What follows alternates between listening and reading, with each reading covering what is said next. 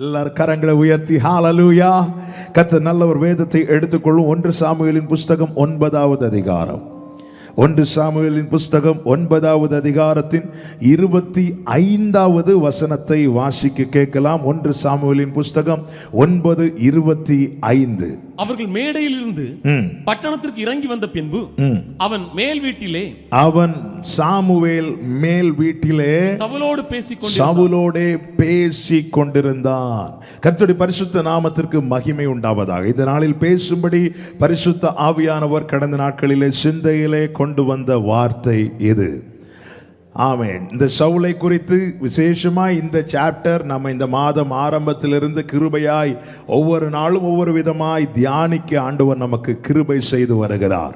ஆமென். வசனம் என்பது அது ஜீவன் உள்ளது. அது ஒவ்வொரு நாளும் பேசி கொண்டிருக்கும். ஆமென். ஒவ்வொருவரோடு எப்படி பேச வேண்டுமோ அப்படி பேசி கொண்டிருக்கும் கர்த்தருடைய வார்த்தை.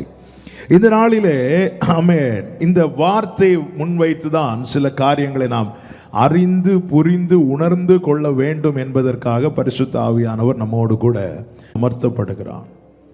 அவனுக்கான பங்கு கொடுக்கப்படுகிறது. அவன் புசித்து பலப்படுகிறான்.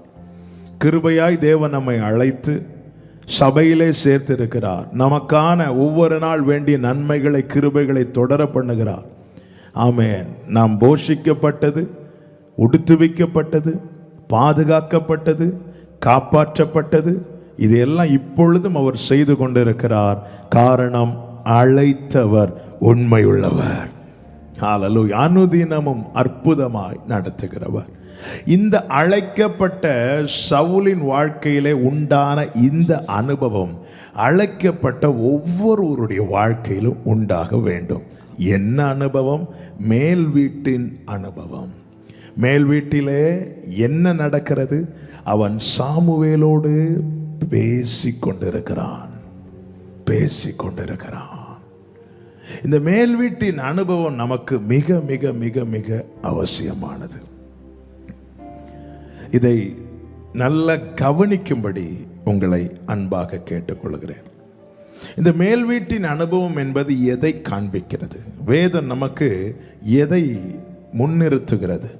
அப்போஸ்தலர் 1வது அதிகாரம் 13வது வசனமும் 14வது வசனத்தின் பிற்பகுதியும் வாசிக்க கேட்கலாம். அவர்கள் அங்கே வந்தபோது மேல் வீட்டில் ஏறினார்கள். எருசலேமிலே வந்து மேல் வீட்டில் ஏறினார்கள். 14 கடைசி வாசியுங்கள். அவருடைய சகோதரோடு ஒருமனப்பட்டு ஜெபத்திலும் வேண்டுதலிலும் தரித்திருந்தார்கள். அப்போஸ்தலர் 10:9 கூட வாசிக்க கேட்கலாம். அப்போஸ்தலர் 10:9.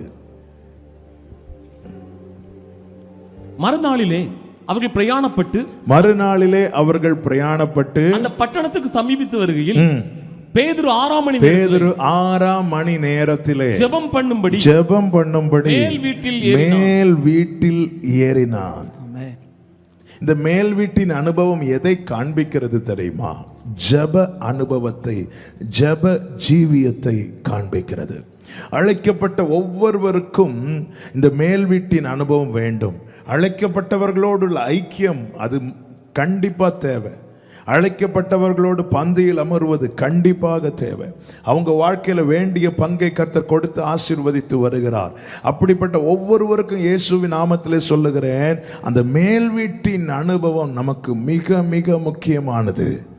ஜெப ஜீவியம், ஜெப அனுபவம். 10 பேர் ஜெபிக்கிற கூட்டத்தில் போய் கொஞ்ச நேரம் உட்கார்ந்துட்டு வருவதல்ல, அவரோடு தனித்திருக்கிற அனுபவம், இயேசுவோடு இருக்கிற அனுபவம், அதுதான் மேல் வீட்டின் அனுபவம். வேதம் அதை தான் நமக்கு உணர்த்துகிறது, காண்பிக்கிறது. இது ரொம்ப அவசியம். அழைக்கப்பட்ட அழைப்புக்கு பாத்திரவான்களாய் நடக்க, நியமித்த ஓட்டத்தை தடையில்லாமல் ஓட, ஆமென், வாழ்க்கையில வழி மாறாதிருக்க இந்த ஜெப அனுபவம் என்பது ரொம்ப முக்கியமானது. நாம் அழைக்கப்பட்டிருக்கிறோம் என்பதின் அடையாளம் என்ன? கிருபையாய் தேவன் ரட்சித்திருக்கிறார். ரட்சிக்கப்பட்ட ஒவ்வொருவரும் அழைக்கப்பட்டவர்கள். இந்த நாளிலே உங்களை பார்த்து வைக்கிற கேள்வி இதுதான்: உங்களுடைய மேல் வீட்டின் அனுபவம் எப்படி இருக்கிறது? உங்களுடைய ஜெப ஜீவியத்தை குறித்து சற்று நீங்கள் சிந்தித்து விட்டு இந்த வார்த்தையை கேளுங்க. உங்களுடைய பிரேயர் லைஃப் எப்படி போயிட்டு இருக்கு? 10 பேர்ட்ட ஜெபிக்க சொல்றதல்ல ஜெப வாழ்க்கை. நாம ஜெபிக்கிறது தான் ஜெப வாழ்க்கை. நாம ஜெபிக்கணும். 10 பேர்ட்ட ஜெபிக்க சொல்வது தேவை, ஆனால் நாம ஜெபிக்கணும். இந்த ஜெபத்தினுடைய மேன்மையை நல்லா அறிஞ்சுக்கணும். இந்த ஜெபம் எவ்வளவு அவசியமானது என்பதை புரிந்து கொள்ள வேண்டும். இயேசு ஊழிய பாதையில் நமக்கு முதல்ல காண்பித்த மாதிரி என்ன?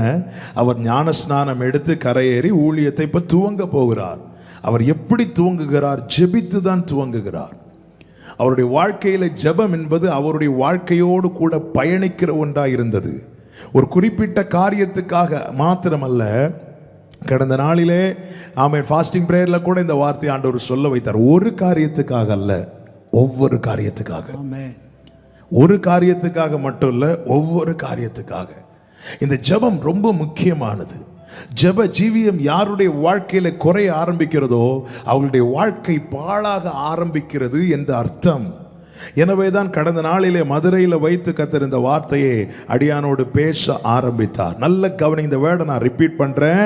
அது யாரா இருந்தாலும் சரிதான், ஜெப அனுபவம், இந்த மேல் வீட்டின் அனுபவம் யார் வாழ்க்கையில இல்லையோ, குறைய ஆரம்பிக்குதோ, அவங்க வாழ்க்கை பாழாக ஆரம்பிக்கிறது என்று அர்த்தம். எனவே தான் வேதத்தில் சில வார்த்தைகள் திரும்ப திரும்ப ரிப்பீட் ஆகும். அதில் ஒரு வார்த்தை தான் ஜெபிக்கிற காரியத்தை குறித்து சொல்லப்பட்டிருக்கிறது. இடைவிடாமல் ஜெபம் பண்ணுங்க, எப்பொழுதும் ஜெபம் பண்ணுங்க, ஜெபத்திலே தரித்திருங்கள், ஜெபத்திலே விழித்திருங்கள். அவன் எல்லாம் அவன் இந்த ஜெபிக்கிற அனுபவம் வந்து ரொம்ப முக்கியம். ஜெபம் மிக அவசியம். நம்ம அதிகமாய் ஜெபிக்கணும். எவ்வளவுக்கு அதிகமாக நம்ம ஜெபிக்க முடியுமோ அவ்வளவுக்கு அதிகமாக ஜெபிக்க வேண்டும். இந்த ஜெப ஜீவியம் ரொம்ப முக்கியமானது. பிரசங்கி 10வது அதிகாரம் அதனுடைய 18வது வசனத்தில் இப்படி சொல்லப்பட்டிருக்கிறது. பிரசங்கி 10:18 வாசியுங்கள். மிகுந்த சோம்பலினாலே மேல் மச்சு பழுதாகுமாம், மேல் மச்சு பழுதாகும், கைகளின் நெகிழ்வினாலே வீடு ஒழுக்காகும். சோம்பலினாலே மேல் மச்சு பழுதாகும். இந்த மேல் வீட்டின் அனுபவத்தோடு நான் இதை வைத்து சொல்ல விரும்புகிறேன். இந்த ஜெப வாழ்க்கைக்கு முதல் எதிரி என்ன தெரியுமா? சோம்பல். நாளைக்கு பார்த்துக்கலாம் இல்ல.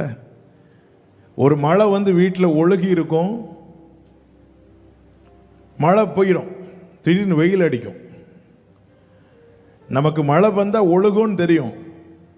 நம்ம உடனே என்ன செய்யணும்? அதை சரி பண்ணணும். அதை சரி பண்ணலைன்னா அடுத்த மழை வரும்போது பிரச்சனை ஆயிரும். அடுத்த மழை வரும்போது பிரச்சனை ஆயிரும்.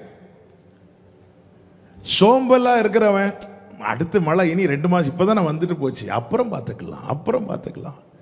இப்போ மழையெல்லாம் எப்போ வருதுன்னே நமக்கு தெரியாது. நம்ம ப்ரெடிக்ட் பண்ணுற டைமில் வராது. அது எப்போ வரும்னு தெரியாது. நேற்று நைட்டு கூட இங்கே மழை பெஞ்சுது, பகலில் நல்ல வெயில் அடிச்சுது, தெரியாது. இப்படி வரும்போது என்ன ஆயிரும் அப்படின்னா ஒழுக ஆரம்பிச்சிடும், அது டேமேஜ் ஆக ஆரம்பிச்சிடும், பழுதடைய ஆரம்பிச்சிடும். எங்கே பழுது சரி செய்யப்படலையோ அது நாளடைவில் பாழடைய ஆரம்பிச்சிடும், அது இடிந்து விழ ஆரம்பித்து விடும். இன்னைக்கு அநேகருடைய ஜெப வாழ்க்கை இப்படிதான் இருக்கிறது. சோம்பல், எழும்பி ஜெபிக்கிறதுக்கு மனம் இல்லை, கொஞ்ச நேரம் ஜெபத்தில் தரித்திருக்கிற மனம் இல்லை. இது என்னை காண்பிக்கிறதுன்னா உன் வாழ்க்கை பால் அடைஞ்சிட்டு இருக்கிறது என்பதை காண்பிக்கிறது. நீ அழைக்கப்பட்டவனா இருந்தாலும் ஒரு மேல் வீட்டின் அனுபவம் உனக்கு இல்லை என்றால் நீயே உன் வாழ்க்கை பாழடைவதற்கு காரணமாய் இருந்து கொண்டிருக்கிறாய். ஒரு நாள் வாழ்வை இன்பம் என்று எண்ணி வாழ்வதற்காக அல்ல தேவ பிள்ளைகள் அழைக்கப்பட்டவர்கள். எனவேதான் அவர்களுக்கான ஓட்டத்தை பொறுமையோடு ஓடி முடிக்க வேண்டும். இன்னைக்கு புசிப்போம் குடிப்போம் நாளைக்கு சாவோம் என்று அஞ்ஞானிகள் இருக்கிறார்கள், தேவனை அறியாதவர்கள் இருக்கிறார்கள். வாழ்கிற வாழ்க்கை இன்பமாய் வாழணும், சந்தோஷமாய் நாட்களை செலவழிக்கணும் இருக்கிறாங்க. ஒரு தேவ பிள்ளை அப்படி அல்ல. சோம்பலினாலே மேல் மச்சு பழுதாகிறோம், அது நாஸ்தியாகிறோம். நீ கைகளை நெகிழ விட்டுட்டேன்னா வீடு ஒழுக்காயிரும், அந்த வீடு சீக்கிரமா டேமேஜ் ஆயிரும், இல்லாம போயிரும். இன்னைக்கு மெடிடேஷன்ல கூட இதே வார்த்தையை தான் கர்த்தர் பேசினார். தளர்ந்து போன கைகளை திடப்படுத்து, தள்ளாடுகிற முழங்கால்களை பலப்படுத்துங்கள். இன்னைக்கு அதன் தொடர்ச்சியை தான் இந்த நாளிலே செய்தி வேளையில் உங்கள் மத்தியிலே பேசுகிறேன். மேல் வீட்டின் அனுபவம் தேவ பிள்ளைக்கு தேவை. நம்முடைய ஜெப வாழ்க்கை எப்படி இருக்கிறது? எல்லாரும் எனக்கு கேட்கிற வாலிபர்களுக்கு சொல்லுகிறேன், பெரியவர்களுக்கு சொல்லுகிறேன், ஊழியர்களுக்கு சொல்லுகிறேன், ஒவ்வொருவருக்கு சொல்லுகிறேன். நம்முடைய பர்சனல் பிரேயர் லைஃப் எப்படி இருக்கிறது? ரொம்ப முக்கியம். நம்முடைய தனிப்பட்ட ஜெப ஜீவியம் எப்படி இருக்கிறது?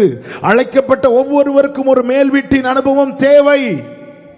நான் திரும்ப சொல்றேன், 10 பேர்ட்ட ஜெபிக்க சொல்றதல்ல ஜெப அனுபவம். ஜெபிக்க சொல்லணும் சொல்லக்கூடாதுன்னு சொல்லல, கண்டிப்பா சொல்லுங்க. ஊழியர்களை கர்த்தர் அதற்கு தான் வைத்திருக்கிறார், சபையிலே கர்த்தர் அதற்கு தான் சேர்த்திருக்கிறார். ஆனா நான் ஜெபிக்காம 10 பேர்ட்ட ஜெப குறிப்பு சொல்றதுனால என்னுடைய ஜெப அனுபவம் கட்டப்படாது, மாறாக ஒழுகிறதுக்கு தான் வாய்ப்பு உண்டு. பைபிள் ஸ்காலர்ஸ் இப்படி சொல்றாங்க, prayer is a telecommunication center அப்படிங்கிறாங்க. ஒரு நாட்டு இன்னொரு நாட்டோட யுத்தம் பண்ணும்போது அந்த நாட்டை அட்டாக் பண்ணணும்னா முதல்ல அந்த கம்யூனிகேஷன் சென்டர்ல தான் கொண்டு பாம்பு போடுவாங்க.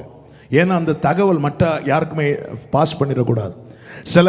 சில மாவட்டங்களில் சில மாநிலங்களில் அந்த போராட்டம் போன்ற சூழ்நிலை வரும்போது கவர்மெண்ட் என்ன பண்ணுவாங்க, நெட்டை கட் பண்ணுறாங்கல்ல. சில மாவட்டங்கள் அது நடந்ததல்லவா, சில மாநிலங்களில். ஏன்னா அந்த தகவல் பரவிடக்கூடாது, சில தேவையில்லாத இன்ஃபர்மேஷன் போயிடக்கூடாது, தேசத்தில் அது சமாதான குலைச்சலை உண்டு பண்ணும் என அந்த தகவல் தொடர்பு காரியத்தை கட் பண்ணுறாங்க. இதுதாங்க சாத்தான் செய்கிறது. ஒருத்தனை பாழாக்கணும்னு நினச்சிட்டான்னு அவன் ப்ரேயர் லைஃப்பில் கை வச்சிருவான். ஒருத்தன் லைஃப்பை ஸ்பாயில் பண்ணணும்னு நினச்சிட்டான் அவன் வேற எங்கேயும் கை வைக்க மாட்டான், ப்ரேயர் லைஃப்பில் கை வைப்பான். நமக்கு ப்ரேயர் பண்ணவே முடியலைன்னா நம்ம வீடு ஒழுக ஆரம்பிச்சுட்டுன்னு அர்த்தம். ஜெப நேரத்தில் தான் ரொம்ப தூக்கம் வருதுன்னா மிகுந்த சோம்பலினாலே மேல் மச்சு பழுதாகும். எனவே தான் இயேசு பிரேயர் மாதிரியை காட்டி தந்தார். அவர் அதிகாலையிலே எழுந்து ஒரு இடத்துல போயிருந்து ஜெபிக்கிறார், படுக்கையில இருந்து ஜெபிக்கல. இருட்டோடு இருட்டா எழுந்து போய் தனியா ஒரு இடத்துல போய் உட்கார்ந்து இருக்கிறார். சோம்பல் நம்மை ஜெபிக்க விடாது. இயேசு எனவே தான் அந்த மாதிரியை காண்பித்து தந்தார். ஜெபம் மிக அவசியம் என கேட்கிற அன்பு சகோதரா சகோதரி, அழைக்கப்பட்டவர்களே, ஜெபம் இல்லாத வீடு ஒழுகும், ஜெபம் இல்லாத வீடு பாழாக ஆரம்பிச்சிடும். ஆரம்பத்தில் தெரியாது, சின்ன லீக் மாதிரி தான் இருக்கும், தெரியவே தெரியாது. ஆனா இது தொடருமானால் அந்த செவரெல்லாம், அந்த பாதுகாப்பு அரணா, நம்ம செவரு கட்டுறதே பாதுகாப்பா உள்ள இருக்கிறதுக்கு, அது வீக்காக ஆரம்பிச்சுட்டுனா திடீர்னு கொஞ்சம் கொஞ்சமா அவன் அடர்ந்து விழ ஆரம்பிக்கும், திடீர்னு இடிந்து கூட விழும். பிரேயர் என்பது ரொம்ப முக்கியமானது தேவ பிள்ளைக்கு. ஜெப அனுபவம் தேவை, மேல் வீட்டின் அனுபவம் தேவ பிள்ளைக்கு தேவை. இந்த அனுபவம் எப்படிப்பட்டதா இருக்கிறது? இந்த நாளிலே சரி செய்து கொள்ளதான் பரிசுத்த ஆவியானவர் நம்மை உணர்த்தி பேசி கொண்டிருக்கிறார். கைகளை உயர்த்தி ஆமென் சொல்லுங்க பார்க்கலாம். ஜெபத்தில் செய்ய வேண்டிய இந்த மேல் வீட்டின் அனுபவத்தில் என்னெல்லாம் காணப்பட வேண்டும் என ஒரு சில காரியங்களை நான் உங்கள் மத்தியிலே சொல்லி நான் ஜெபிக்க விரும்புகிறேன். அதே வசனத்தை ஒரு விசை கூட வாசியுங்கள். 1 சாமுவேல் 9:25. அவர்கள் மேடையிலிருந்து பட்டணத்துக்கு இறங்கி வந்த பின்பு அவன் மேல் வீட்டிலே சவுலோடே பேசிக் கொண்டிருந்தான். இந்த மேல் வீட்டின் அனுபவம் என்றால் என்ன? அங்க என்ன இருக்க வேண்டும்? பேசி கொண்டிருக்கிற அனுபவம் வேண்டும். பேசினான் என்றல்ல. ஆமென். இப்போ சர்ச்சுக்கு வந்துட்டு போறோம். சர்ச்சுக்கு வந்துட்டு போகும்போது நம்ம கேட்டவங்கள்ட்ட என்ன சொல்லுவோம்? இன்னைக்கு கர்த்தர் என்னோடு பேசினார், இன்னைக்கு கர்த்தர் என்னோடு பேசினார். ஆமென். ஆனா அந்த மேல் வீட்டின் அனுபவத்தில் பேசினார் என்ற அதை விட இன்னும் ஒரு ஸ்டெப் மேல பேசி கொண்டிருக்கிற அனுபவம். பைபிள்ல எங்க? பிரைஸ் லார்ட், ஆமென். பேசி கொண்டிருக்கிற அனுபவம், இந்த அனுபவம் ரொம்ப முக்கியம். ஜெபம் என்பது நான் கொஞ்சம் சொல்லிட்டு ஓடுறதல்ல, நான் பேசணும், அவரும் பேசணும். ஒரு போன்ல எப்படி பேசுறோம் அதுதாங்க பிரேயர். இந்த அனுபவம் இல்லைன்னா உங்க மேல் வீட்டின் அனுபவமே இல்லைன்னு அர்த்தம். இந்த அனுபவம் இல்லைன்னா இந்த கலெக்டர் ஆபீஸ்ல எல்லாம் போய் மனு கொண்டு கொடுப்போம்ல, அதிகாரிங்க கிட்ட எழுதி மனு கொண்டு கொடுப்போம்ல, இதுக்கல்ல தேவன் நமக்குள்ள இந்த பிள்ளைங்கிற உறவுக்குள்ளே கொண்டு வந்தது நோக்கம் என்ன? நீ பேசு, அவரும் பேசுவார். இந்த அனுபவம் நமக்கு இல்லைன்னா நம்முடைய மேல் வீட்டின் அனுபவம் ரொம்ப டேமேஜ் ஆயிருக்குன்னு அர்த்தம். இன்னைக்கு ஜெபம் இருக்கு, கடமைக்கான ஜெபம் இருக்கிறது. கொஞ்ச நேரம் ஸ்தோத்திரம் மட்டும் அப்படி இப்படி சொல்லிட்டு ஓடுறது இல்ல. ஆமே, நம்ம ஒருத்தங்களுக்கு ஃபோன் பண்றோம், அவங்க எடுக்கிறாங்க, நம்ம காரியத்தில் சொல்லிட்டு டப்புன்னு வச்சா அது எப்படிங்க இருக்கும்? இல்ல, இந்த கேஸ் எல்லாம் புக் பண்றது பார்த்துருக்கீங்களா? இப்போ எல்லாம் ஃபோனில். இது நம்ம பேசவே வேண்டாம், ஜஸ்ட் டயல் பண்ணி ஒரு நம்பர் கொடுத்தா அவங்க பாட்டுக்கு சொல்லிட்டு அவங்களே கட் பண்ணிடுவாங்க. வைக்கட்டுமான்னு கூட கேட்க மாட்டாங்க. அதெல்லாம் கம்ப்யூட்டரில் செட் பண்ணி வச்சுருப்பாங்க. டப்புன்னு கட் பண்ணிடுவாங்க. இன்னைக்கு நிறைய பேர் இப்படி தான் ஜோம் பண்ணிட்டு இருக்கிறோம். ஆமென். இல்லைங்க, அவர் பேசுவார். பேசி கொண்டிருக்கிற அனுபவம் தாங்க இந்த மேல் வீட்டின் அனுபவம். நான் தான் ஜெபிக்கிறேனே, இந்த பேசி கொண்டிருக்கிற அனுபவம். ஜெபித்து ஒரு காரியத்தை துவங்குகிறோம், வார்த்தையை கேட்டு ஒரு காரியத்தை துவங்குறோமா, எல்லாத்தையும் ஜெபத்தில் வைக்கிறோம். ஜெபத்தில் வைக்கும் போது அவருடைய பதில் என்ன, அவர் என்ன சொல்ல விரும்புகிறார், அதை கேட்க காத்திருக்கிறோமா? இந்த பேசி கொண்டிருக்கிற அனுபவம் தான் மேல் வீட்டின் அனுபவம். எனக்கு எத்தனை பேருக்கு இது இருக்கிறது? இது இல்லை என்றால் வீடு பழுதாகும் என்று வேதம் நமக்கு எச்சரிக்கிறது. நம்முடைய வாழ்க்கை பழுதாகும். ஒரு மழை வரும்போது, பிரச்சனை வரும்போது, போராட்டம் வரும்போது, நெருக்கம் வரும்போது தான் இது ஒழுக ஆரம்பிக்கும். நம்மால நிக்க முடியாது. நம்ம வீடு கட்டி இருக்கிறதே உள்ள சந்தோஷமா இருக்கிறதுக்காக. மழை நாட்கள்ல வீட்டுக்குள்ள கொடை பிடிச்சிட்டு இருக்கிற நிலைமை எவ்வளவு பரிதாபம் தெரியுமா? இன்னைக்கு அநேக தேவ அழைக்கப்பட்டவர்களுடைய நிலைமை இப்படிதான் இருக்கிறது. ஒரு பிரச்சனை வரும்போது வீட்டுக்குள்ள நிம்மதியா இருக்க முடியவில்லை, மறைவிடத்துக்குள்ள இருக்க முடியவில்லை. இந்த ஆவிக்குரிய வாழ்க்கை, இந்த நல்ல அழைக்கப்பட்ட ரட்சிப்பின் அனுபவத்தில் இன்னைக்கு சந்தோஷமாய் மறைந்திருக்க முடியவில்லை. அவருடைய நாமம் பலத்த துருகம் அல்லவா, நீதிமான் அதற்குள்ளே ஓடி சுகமா இருப்பான் அல்லவா. அப்படி எத்தனை பேருக்கு இருக்க முடிகிறது? அந்த துருகமாகி அவருடைய கூடாரத்துக்குள்ள, அவருடைய சட்டையின் கீழே சந்தோஷமா எத்தனை பேருக்கு இருக்க முடியாது? ஏன் முடியல? ஜெபம் இல்ல, வீடு பழுதாக ஆரம்பிச்சிட்டு. இந்த பேசி கொண்டிருக்கிற அனுபவம் வேணும். இதுதான் சரியான ஜெபம். நான் எவ்வளவு நேரம் ஜெபிக்கிறேன் என்றல்ல, அவரை ஒரு வார்த்தை கூட பேச விடாம நானே பேசிட்டு இருப்பேன்னா அது அந்த ஜெபம் பூரணமாகாது. 5 நிமிஷமும் 5 மணிக்குறோங்க. என்னுடைய பிரேயர், என்னுடைய ஜெபத் நேரத்தில் நான் அவர்கிட்ட பேசணும், அவரும் என்கிட்ட பேசணும். இதுதான் உண்மையான ஜெப அனுபவம். இது இல்லைன்னா நீங்க ஜெபத்தை முடிக்க கூடாது. டைம் நாம செட் பண்றதில்ல, ஜெபம் அவர் செட் பண்ணுவார். அவர் சொல்லுவார். ஆதியாகமம் 18 கடைசி வார்த்தை வாசியுங்கள். ஆதியாகமம் 18 கடைசி. Praise the Lord. கர்த்தர் ஆபிரகாமோட பேசி முடிந்த பின்பு போய்விட்டார். ஆபிரகாமும் தன்னுடைய இடத்துக்கு திரும்பினான். ஆபிரகாம் போனதுக்கு அப்புறம் கர்த்தர் போகல. கர்த்தர் பேசி முடிந்த பின்பு போய்விட்டார். பேசி முடிந்த பின்பு போய்விட்டார். அப்ப அவர் பேசி இன்னும் முடிக்கலைன்னா நான் என் ஜெபத்தை முடிக்க கூடாது. இன்னும் அவர் ஏதோ சொல்ல விரும்புகிறார். பேசி முடிந்த பின்பு போய்விட்டார். இந்த ஆபிரகாமுடைய ஜெப அனுபவத்தை பாருங்கள். ஆதியாகமம் 18வது அதிகாரம் 22வது வசனத்தை வாசியுங்கள். அப்பொழுது அந்த புருஷர் அவ்விடம் விட்டு சோதோமை நோக்கி போனார்கள். அடுத்த ஆபிரகாமோ பின்னும் கர்த்தருக்கு முன்பாக நின்று கொண்டிருந்தான். நீ தரித்து நின்று கொண்டிருந்தான். அடுத்த வார்த்தை, அப்பொழுது ஆபிரகாம் சமீபமாய் சேருகிறான். நான் ஆவிக்குரிய கண்ணோட்டத்தோடு சொல்லுகிறேன், அந்த பிரசனத்துல கனெக்ட் ஆகிறது வரைக்கும் ஜெப நேரத்துல நம்ம வெயிட் பண்ணணும். லைன் கிடைக்கிறது வரைக்கும் போனை வச்சிட்டு இருக்கிறோம்ல காதுல, அந்த பிரசனத்துல கனெக்ட் ஆகிறது வரைக்கும் வெயிட் பண்ணணும். ஆபிரகாம் நின்று கொண்டிருக்கிறான். ஆபிரகாம் சமீபமாய் சேருகிறான். அதன் பிறகு ஆபிரகாம் பேச ஆரம்பிக்கிறான். தன்னுடைய பாரத்தை, தன்னுடைய எல்லா காரியத்தையும் தேவனிடத்திலே சொல்லுகிறான். எல்லாவற்றுக்கும் கர்த்தர் பதிலை சொல்லி பேசி முடிந்த பின்பு கர்த்தர் போய்விட்டார். ஆபிரகாமும் போயிட்டான். ஜெபத்தை இங்கே முடிக்கிறான். இதுதாங்க ஒரு உண்மையான ஜெப அனுபவம். எடுத்ததும் அல்ல, நம்முடைய ஆவி பரிசுத்த ஆவியானவரோடு இணைகிற அந்த கனெக்ட் ஆகிற அனுபவம் வரைக்கும் வெயிட் பண்ணணும்.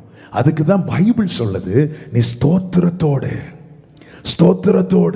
உன்னுடைய எல்லா காரியத்தையும் ஸ்தோத்திரத்தோடு தெரியப்படுத்து, ஸ்தோத்திரத்தோடு தெரியப்படுத்து. நம்ம வந்ததும் லைன் கிடைக்குதா கிடைக்கலையா அது விஷயம் கிடையாது. நான் சிலவற்றை சொல்லணும், சொல்லிட்டு போகணும். ஸ்தோத்திரத்தோடு தெரியப்படுத்து. அதுக்கு தான் ஆராதனை, அதுக்கு தான் துதி, அதுக்கு தான் ஆமென், அவருக்குரிய மகிமையை நாம செலுத்தணும். இவைகள் என்ன ஆகும் தெரியுமா? தேவனுக்குரிய மகிமையை கொடுக்கும் போது நாம் இருக்கிற இடம் தெய்வ பிரசன்னத்தினாலே நிரம்பும்.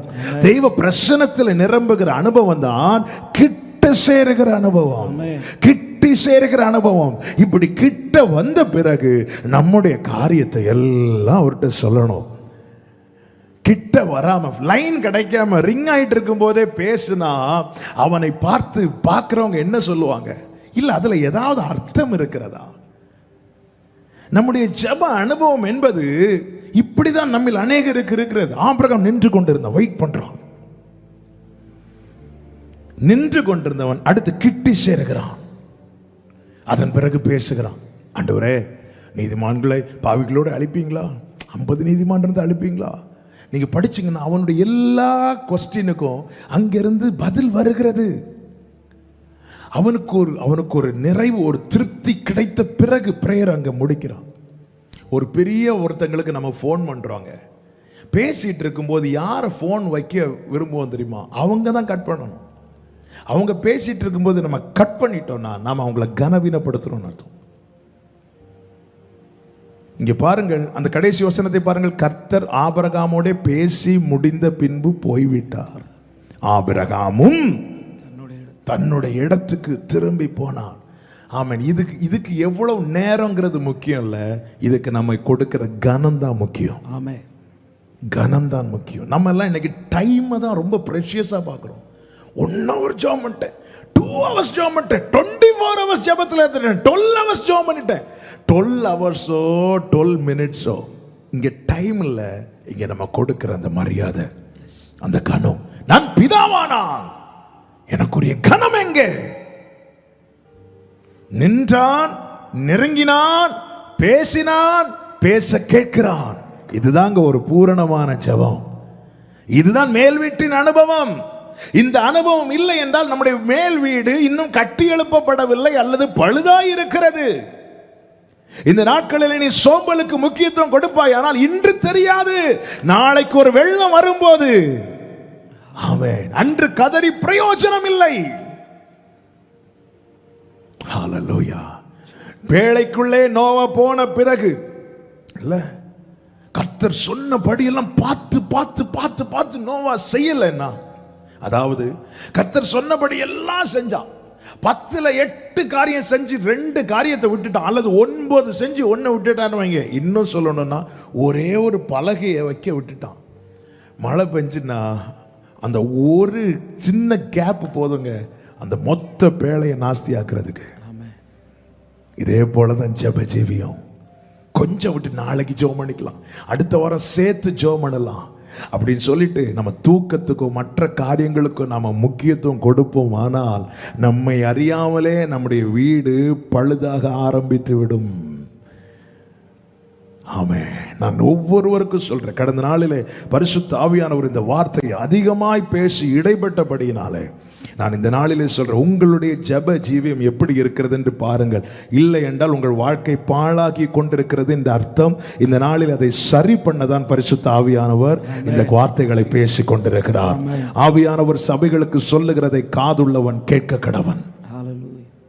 ஜெப ஜீவியம் என்பது அவரோடு பேசி கொண்டிருக்கிற அனுபவம். அவர்கிட்ட பேசிட்டே இருக்கணும், பேசிட்டே இருக்கணும். மோசே பாருங்கள், யாத்திராகமம் 19வது அதிகாரம் 19வது வசனம்.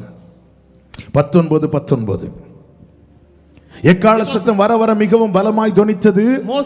மோசே பேசினான், தேவன் அவனுக்கு வாக்கினால் மறுமொழி கொடுத்தார். அந்த வசனத்துல 3 காரியங்கள் இருக்கிறது. நான் இதற்கு முன்னாக சொன்ன 3 காரியங்கள். எக்கால சத்தம் வர வர பலமாய் தொனித்தது. எக்கால சத்தம் எதை காண்பிக்கிறது? துதி. துதிக்கிறான். அடுத்து மோசே பேசுகிறான், ஜெபிக்கிறான். அடுத்ததாக தேவன் அவனுக்கு வாக்கினாலே மறுமொழி கொடுக்கிறான். துதிக்கிறான், ஜெபிக்கிறான், வார்த்தையை பெற்றுக் கொள்ளுகிறான். இதுதாங்க மேல் வீட்டின் அனுபவம். ஆமென். இதுதான் சரியான ஜெப அனுபவம். இது இல்லை என்றால் நாம் இன்னும் ஜெபிக்கவே இல்லை என்ற அர்த்தம். நம்முடைய ஜெப ஜீவியத்தை சரி பண்ணதான் பரிசுத்த ஆவியானவர் பேசிக் கொண்டிருக்கிறார். நம்மை குற்றப்படுத்துவதற்கல்ல, நம்மை சரி பண்ணுவதற்கு. நம்முடைய ஜெப வாழ்க்கை எப்படி இருக்கிறது? வெள்ளம் வரும் வரைக்கும் தெரியாதுங்க. மணல் மேல் கட்டப்பட்ட வீடு கட்டின அடுத்த நாளே இடியல்ல, கீழே விழல. ஒரு வெள்ளம் வந்ததுக்கு அப்புறம் தான் தெரிஞ்சது. நம்முடைய வாழ்க்கை தொடர்ந்து நமக்கு வாழ்க்கை முன்னே போய் கொண்டிருக்கிறது. இனி எதை பார்க்க போகிறோம், எதை சந்திக்க போகிறோம், எதுவுமே நமக்கு தெரியாது. கற்பாறையில கட்டப்பட்ட வீட்டின் மேலையும் வெள்ளம் வந்து மோதி அடித்தது. கர்த்தருக்கு மகிமை உண்டாவதாக. ஆனா அது நின்னுட்டு. அதே போலதான் இனி நாளை எப்படி இருக்கும் தெரியாது. நம்முடைய வாழ்க்கை பயணத்தில் நிறைய காரியங்களை பார்த்துட்டோம். இனி எதை எதை பார்க்க போகிறோம் தெரியாது. அசதியா இராதே, சோம்பலா இராதே. உனக்கு தெரியவில்லை, உன் வீடு பாழாய் கொண்டிருக்கிறது, உன் வீடு பழுதாகி கொண்டிருக்கிறது. வெள்ளம் வரும்போது அதனுடைய விளைவுகள் பலமாய் இருக்கும். எனவே பரிசுத்த ஆவியானவர் சபைக்கு எச்சரிக்கிறார், உன் மேல் வீட்டின் அனுபவம் வளருவதாக, கட்டப்படுவதாக. ஹalleluya. எக்கால சத்தம் வர வர மிகவும் பலமாய் தொனித்தது.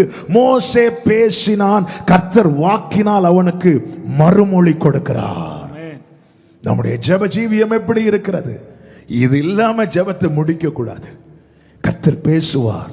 கடந்த நாளிலே தியானித்தோம், கர்த்தர் எப்படி பேசுவார்? வார்த்தையின் மூலமாய் பேசுவார், தரிசனத்தின் மூலமாய் பேசுவார், சொப்பனங்கள் மூலமாய் பேசுவார், ஊழியர்கள் மூலமாய் பேசுவார். பேசணும்னு நினைச்சிட்டாருன்னா பேசிடுவாருங்க. உங்களுக்கு அவர் ஒரு மெசேஜை கன்வே பண்ணணும்னு நினைச்சிட்டாருன்னா அந்த வார்த்தை உங்க இருதயத்தில் விழ வச்சிருவார். அவர் நல்லவர்.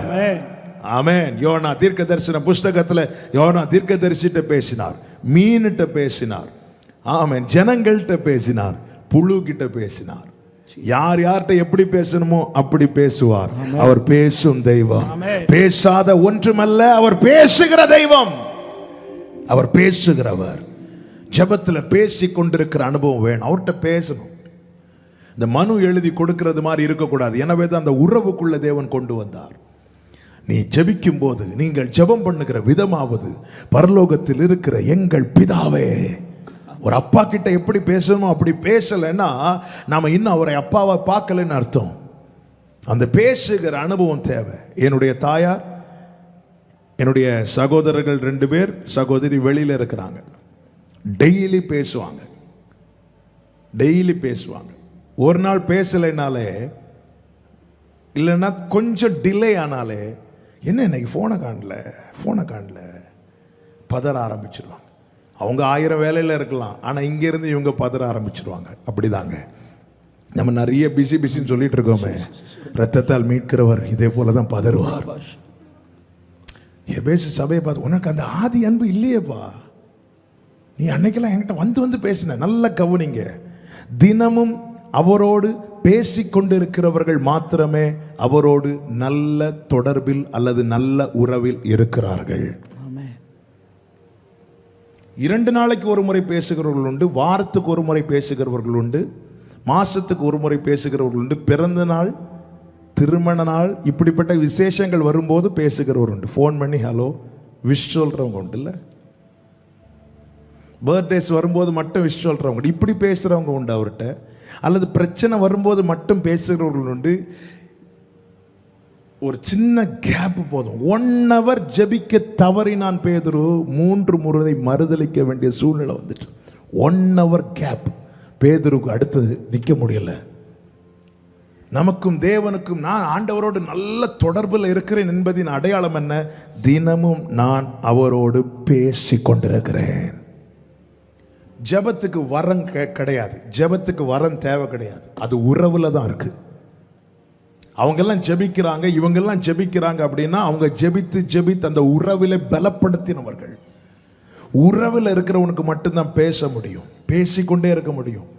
பழகாதவங்கள்ட்ட போய் எவ்வளோ நேரம் பேசுவோம், என்ன தான் பேசுவோம், எப்படி இருக்கீங்க, நல்லா இருக்கீங்களா, அப்புறம் வீட்டில எல்லாம், அப்புறம் இந்த எப்படி போகுது. நம்ம யூஸ்வலாகவே இந்த பழகாதவங்கள்ட்ட பேசுகிற வார்த்தைகள் எல்லாம் நீங்கள் ஜஸ்ட் ரெக்கார்ட் பண்ணிட்டு திருப்பி கேளுங்க, ஆல்மோஸ்ட் எல்லார்ட்டையும் ஒரே மாதிரி தான் பேசுவோம். எப்படி இருக்கீங்க, நல்லா இருக்கீங்களா. நாங்கள் நிறைய பேரை பார்க்குறோமே, ஏமே நல்லா இருக்கீங்க, அதுக்கு மேலே வார்த்தை வராது. என்ன பேசணும், சரி அவ்வளோதான், பார்த்துட்டு சிரிச்சுட்டு பேசிட்டு அவ்வளோதான். இது பழகாதவங்கள்ட்ட அல்லது ரொம்ப நெருக்கம் இல்லாதவங்கள்ட்ட நம்ம லிமிட்டடாக தான் பேசுவோம். ஆனால் ரொம்ப நெருங்கினவங்கள்ட்ட பாருங்க, பேசி டைம் போகிறதே தெரியாது.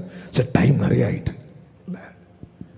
நம்ம இன்னைக்கு தேவ சமூகத்தில் வந்து ரொம்ப ஜெபம் ஓடலைன்னா நம்ம ரொம்ப பழகலைன்னு அர்த்தம். நல்ல ஜெபத்தை நிறுத்த முடியலைன்னா நம்ம அவரோடு ரொம்ப நெருக்கமா இருக்கிறோம்னு அர்த்தம். இவ்வளவுதான் வித்தியாசம். என்னால ஏன் ஜெபிக்க முடியலைன்னா நான் அவர்கிட்ட ரொம்ப பழக விரும்பலைன்னு அர்த்தம். என்னால ஜெபத்தை நிறுத்த முடியலைன்னா நான் அவர்கிட்ட ரொம்ப உறவுல இருக்கிறேன்னு அர்த்தம். நம்முடைய ஜெப ஜீவியம் 1 மணிக்கூர் அல்லது அரை மணிக்கூர் ஜெபிக்கிறத, ஒரு நாள் ஜெபிக்கிறத பெருசா பார்க்கவே கூடாது. ஏன்னா பைபிள் சொல்லுது இடைவிடாமல் ஜெபம் பண்ணணுமா. அந்த ஜெபத்திலேயே தரித்திருக்கிற அனுபவம் வேணும்.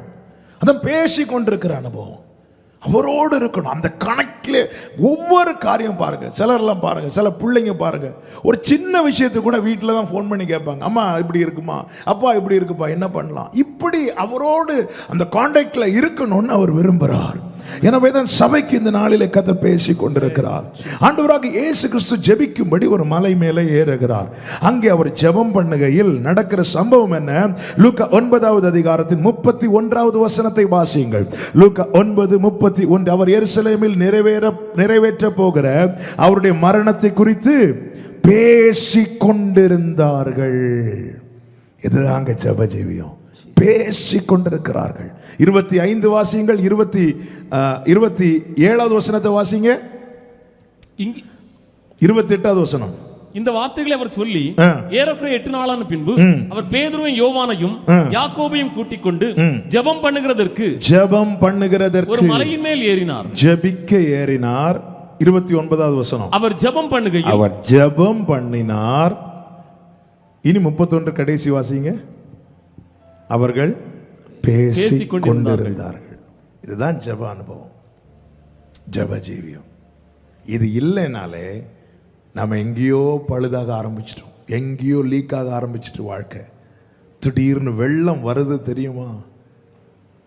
திடீர்னு வெள்ளம் புரண்டு வரும்போது எதை வைத்தும் தடுக்க முடியாது. எத்தனையோ தடுப்பணைகள் எல்லாம் கெட்டி வைத்திருக்கிறாங்க, எல்லாத்தையும் தூக்கிட்டு போயிடும் அந்த வெள்ளம், வைக்க முடியாது. இதே போலதான் சத்ரு வெள்ளம் போல வருவான். பைபிள் எச்சரிக்கிறது. தெரியாது, அனுதினமும் அவரோடு தொடர்புல இருக்கிறவன், தினமும் அவரோடு உறவுல இருக்கிறவன், அவனுடைய வாழ்க்கை பாதுகாப்பா இருக்கும். எத்தனை மழை பெஞ்சாலும் வீட்டுக்குள்ள சேஃபா இருப்பான். பேசி கொண்டிருக்கிற அனுபவம் ரொம்ப முக்கியம். ரெண்டாவது, மேல் வீட்டில் என்ன செய்யணும், இந்த ஜெபத்தில் என்ன செய்யணும்? 2 சாமுவேல் 18வது அதிகாரம் அதனுடைய 33வது வசனத்தை வாசிக்க கேட்கலாம். 2 சாமுவேல் 18வது அதிகாரத்தின் 33. ராஜா மிகவும் கலங்கி கெவுனி வாசலின் மேல் வீட்டிற்கு ஏறி போனான். மேல் வீட்டுக்கு அவன் ஏறி போகிறான். ஏறி போய் அழுதான். ஜெபத்துல நம்முடைய வாழ்க்கை எப்போதும் ஒரு போல இருக்காதுங்க. மாலையில் அழுகை, காலையில களிப்பு. இவன் வாழ்க்கையில் ஒரு துக்கமான செய்தியை கேள்விப்படுகிறான். அப்சலோமை குறித்த செய்தி அவனால தாங்க முடியல. உடனே அவன் எங்கே போய் அழுகிறான், அதுதான் முக்கியம். அழுகை எல்லாருக்கும் வரும், ஆனா அந்த கண்ணீரை நம்ம எங்க ஊற்றுறோம் அதுதான் முக்கியம். நம்மளை பாதிக்க விஷயம் வரும்போது யாரா இருந்தாலும், பைபிள்ல எல்லாரும் அழுதாங்க. இயேசு கிறிஸ்து அழுதாருன்னு பைபிள்ல இருக்கு. அழாதவங்களே கிடையாது. இன்னும் சொன்னா அழாதவங்க மனுஷனே கிடையாது. என்ன ஒரு விஷயம் பாதிக்கணும், நான் அழுவேன். ஆனா எங்க போய் அழுறோங்கிறது முக்கியம். தாவீது துக்கமான செய்தி கேட்டது அங்க தெருவில் போய் அழல, அவன் மேல் வீட்டுக்கு போகிறான். என் கண்ணீருக்கு எங்கே மதிப்பு உண்டோ அங்கதான் அழுவேன். என் கண்ணீருக்கு எங்கே மதிப்பு உண்டோ அங்கதான் அழுவேன், வேற எங்கே அழ மாட்டேன். மேல் வீட்டுக்கே இருக்க உன் ஜெப அறையில, உன்னுடைய ஜெப அனுபவத்துல உன் துக்கத்தை ஊற்றணும். துக்கத்தை ஊற்றணும். அந்நாள் இருதயத்தை உடைத்து ஊற்றினாள். வேற எங்கேயும் அழாத. பாருங்க, அழுகை என்பதை இன்னைக்கு முதல்ல வாசித்த சங்கீத பகுதி கூட, அவன் கண்ணீரோடு விதைக்கிறவர். அள்ளி தூவும் விதையை தூவுகிறவன் அழுது கொண்டு. அப்ப இங்க அழுகை ஆண்டவர் முக்கியப்படுத்துகிறார். நான் இதோடு சொல்ல விரும்புகிறேன், அழுகை என்பது விதை. உன் கண்ணீரை இந்த விதைக்கிற உவமை ஆண்டவர் சொல்லுவார் தெரியுமா? 4 இடத்தை சொல்லுவார். நான் அதை இதோடு சொல்லி புரியும்படி சொல்றேன். வழி அருகே விழுந்தது, பிரயோஜனமே கிடையாது. கற்பாறையில் விழுந்தது, பிரயோஜனம் கிடையாது. முள்ளுள்ள இடங்களில் விழுந்தது, பிரயோஜனம் கிடையாது. நல்ல நிலத்தில் விழுந்தது, 100 பலம் கொடுத்தது. அதே போலதான் அழுகை, கண்ணீர். இந்த 3 இடத்துல விழுந்தா பிரயோஜனமே கிடையாது. அவர் சமூகத்தில் விழுந்தா பலன் உண்டு. என்ன இந்த 3 இடம்? வழி அருகே. எல்லார்ட்டையும் போய் அழாத. சும்மா வரவங்க போறவங்க எல்லாம் அழுதுட்டு இருக்கிறான்னு சொல்ற அளவுக்கு நீ இருக்காத. உனக்கு துக்கம் அதிகம், உண்மைதான். உன்னால் அடக்கிக் கொள்ள முடியவில்லை, உண்மைதான். ஆனாலும் மேல் வீட்டில் போய் அழு, அப்பா சமூகத்தில் அழு. வழி அருகே விதையை போடாத. அந்த கண்ணீருக்கு 5 காசுக்கு மதிப்பு இல்லாம போயிடும். வழி அருகே விதைக்கப்பட்ட விதை விதைத்து முடிக்கிறதுக்கு முன்னாடி பறவைகள் வந்து கொத்தி போட்டதான்.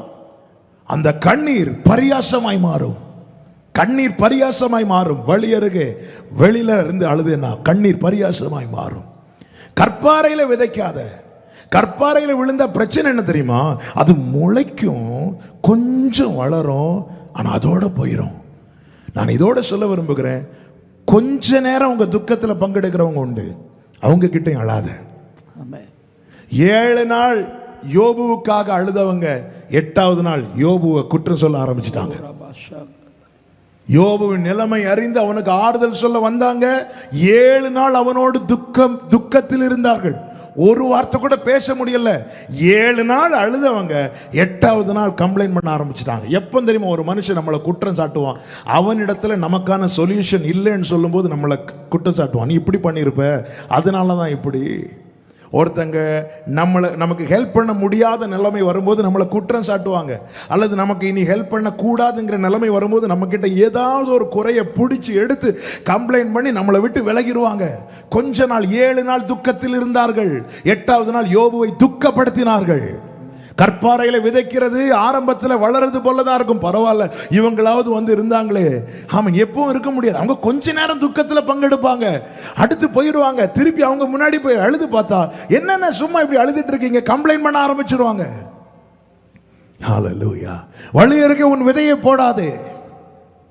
கற்பாறையில உன் விதையை போடாதே. கொஞ்ச நேரம் துக்கத்தில் பங்கெடுக்கிற அவங்க கிட்டே அழாத, பிரயோஜனம் இல்லை.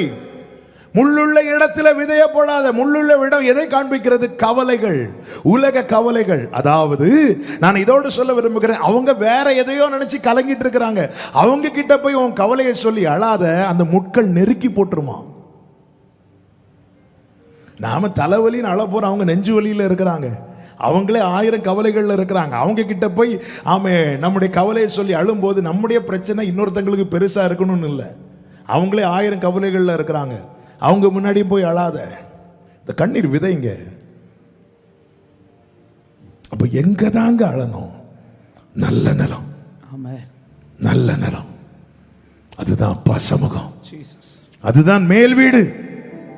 அங்க 100 பலன் உண்டு. அதாவது நாம் ஆராதிக்கிறோமே, அவர் நம் கண்ணீரை கண்டு பரியாசம் பண்ணுகிறவர் அல்ல.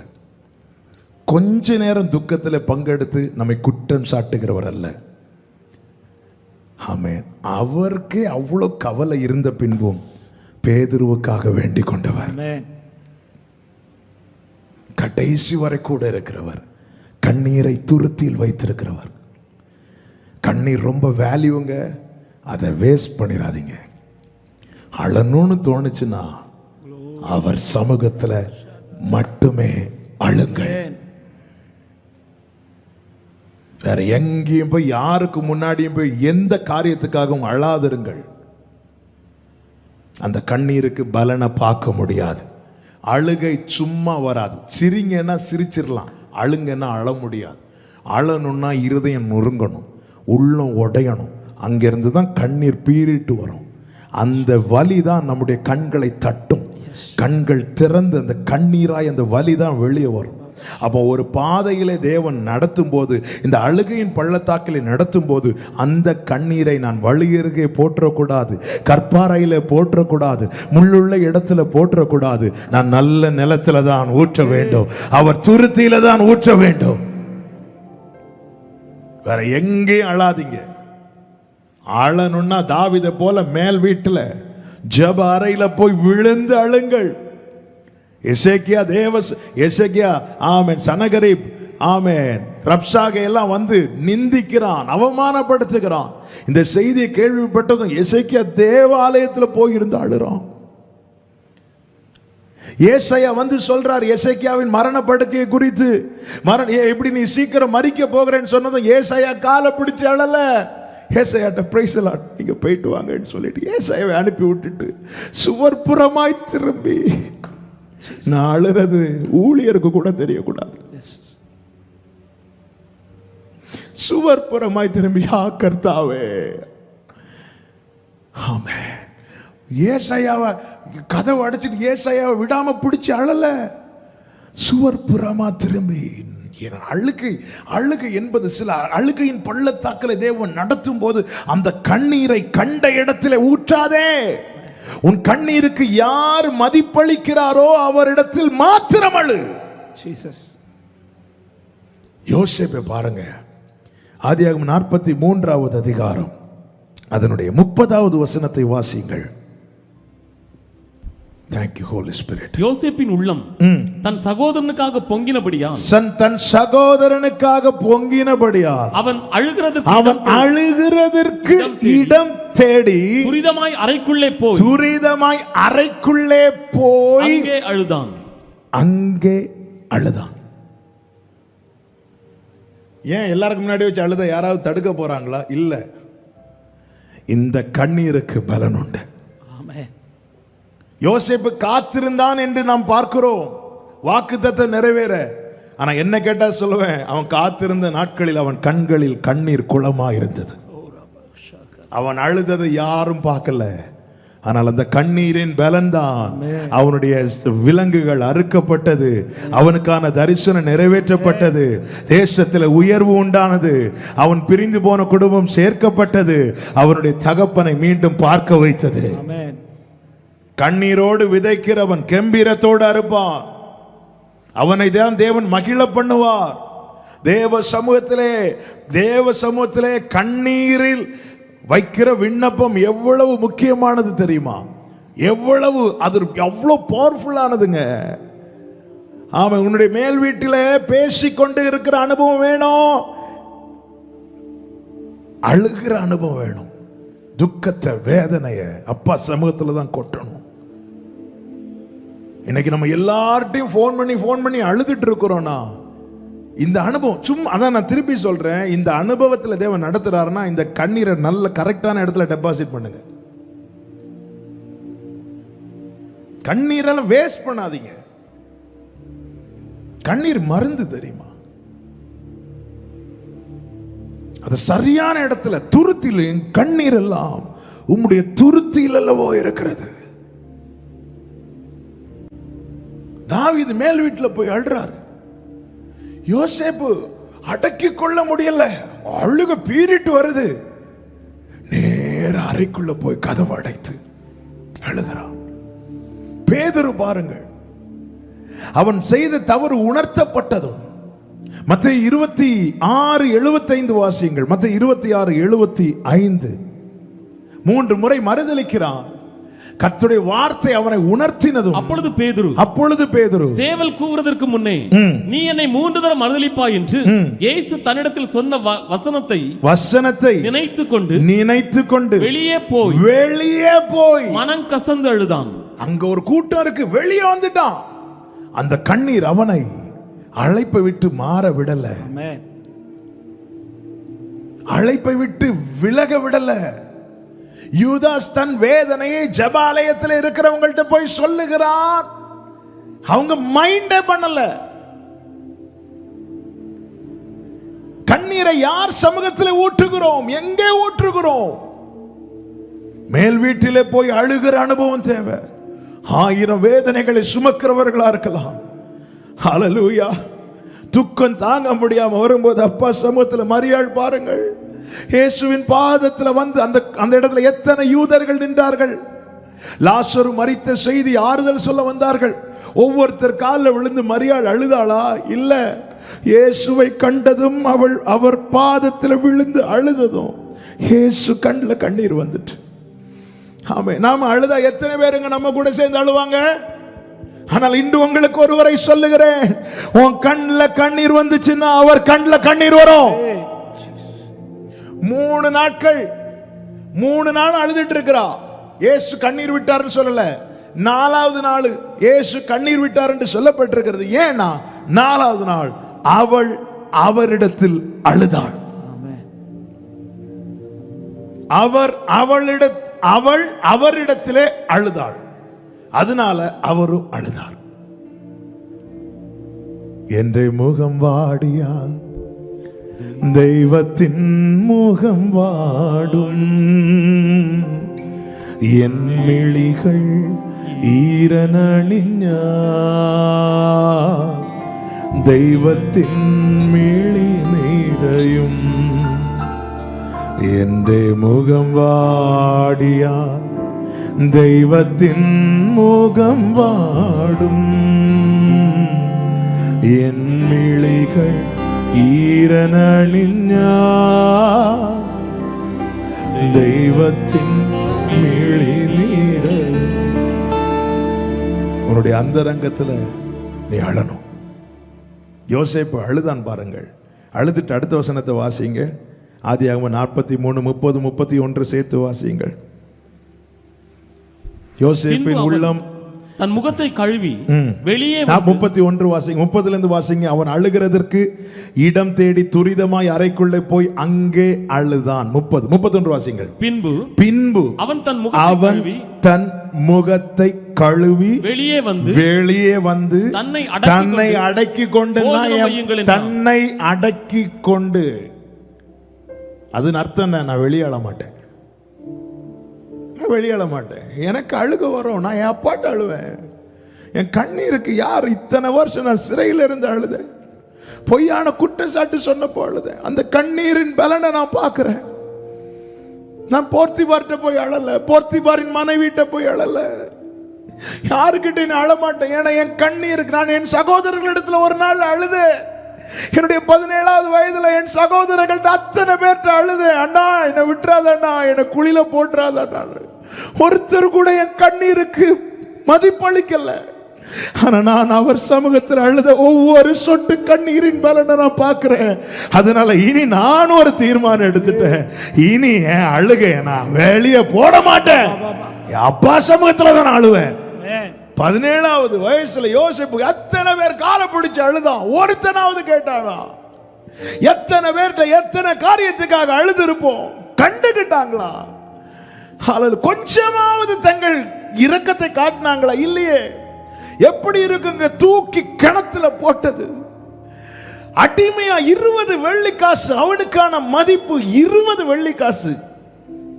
அப்படியே அனுப்பும் போது இல்ல ஒருவன் கூட வேண்டாம்பா தம்பி, எவ்வளவு அழுதான். சகோதரர்கள் சொல்றாங்க, அவன் கெஞ்சினானே, அவன் அழுதானே, நாம ஆனாலும் அவனுக்கு இப்படி ஒரு காரியத்தை செஞ்சிட்டோமேன்னு சொல்றாங்க. அவ்வளவு அழுது இருக்கிறார் யோசேப்பு.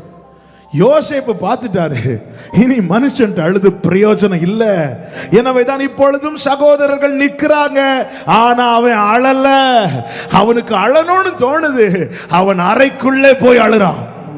அறைக்குள்ள இருந்து வெளியே வரும்போது எப்படி வராரு தெரியுமா? கண்ணெல்லாம் தொடச்சிட்டு முகத்தெல்லாம் கழுவிட்டு, அந்த வசனத்தை பாருங்க, அவன் தன் முகத்தை கழுவி, சும்மா தொடச்சிட்டு வரல, தொடச்சிட்டு வந்தா கூட அழுத்திட்டு வந்தது தெரியும். அவன் முகத்தை கழுவிட்டு வரான். கழுவிட்டு தன்னை அடக்கி கொண்டு, ரிலாக்ஸ் ரிலாக்ஸ், ஓகே ஓகே, அடக்கி கொண்டு இப்ப வெளியே வந்து, சாப்பாடு வைப்பா, சாப்பாடு வை எல்லாருக்கும். வெளியே அடக்கி கொண்டு போஜனம் வையுங்கள் என்றான். உன் கண்ணீருக்கு மதிப்பில்லாத இடத்துல இனியும் அந்த கண்ணீரை சிந்தாதே. மேல் வீட்டில் போய் நீ அழு. துக்கம் வரும்போது அழு, மாலையில் அழுகை, காலையில் கழிப்பு. இதுதாங்க வாழ்க்கை. பலவீனமே வராதுன்னு சொல்லல. என்கிட்ட வாங்க, நான் உனக்கு இளைப்பாறுதல் தருவேன்னு சொன்னார். உனக்கு கஷ்டமே இருக்காது, உனக்கு கடனே இருக்கு, இப்படி எல்லாம் சொல்லி அவர் அழைக்கல. வருத்தப்பட்டு பாரம் சுமக்கிறதுல வா, உனக்கு இளைப்பாறுதல், நான் உனக்கு அதுல துணையா நிற்பேன்.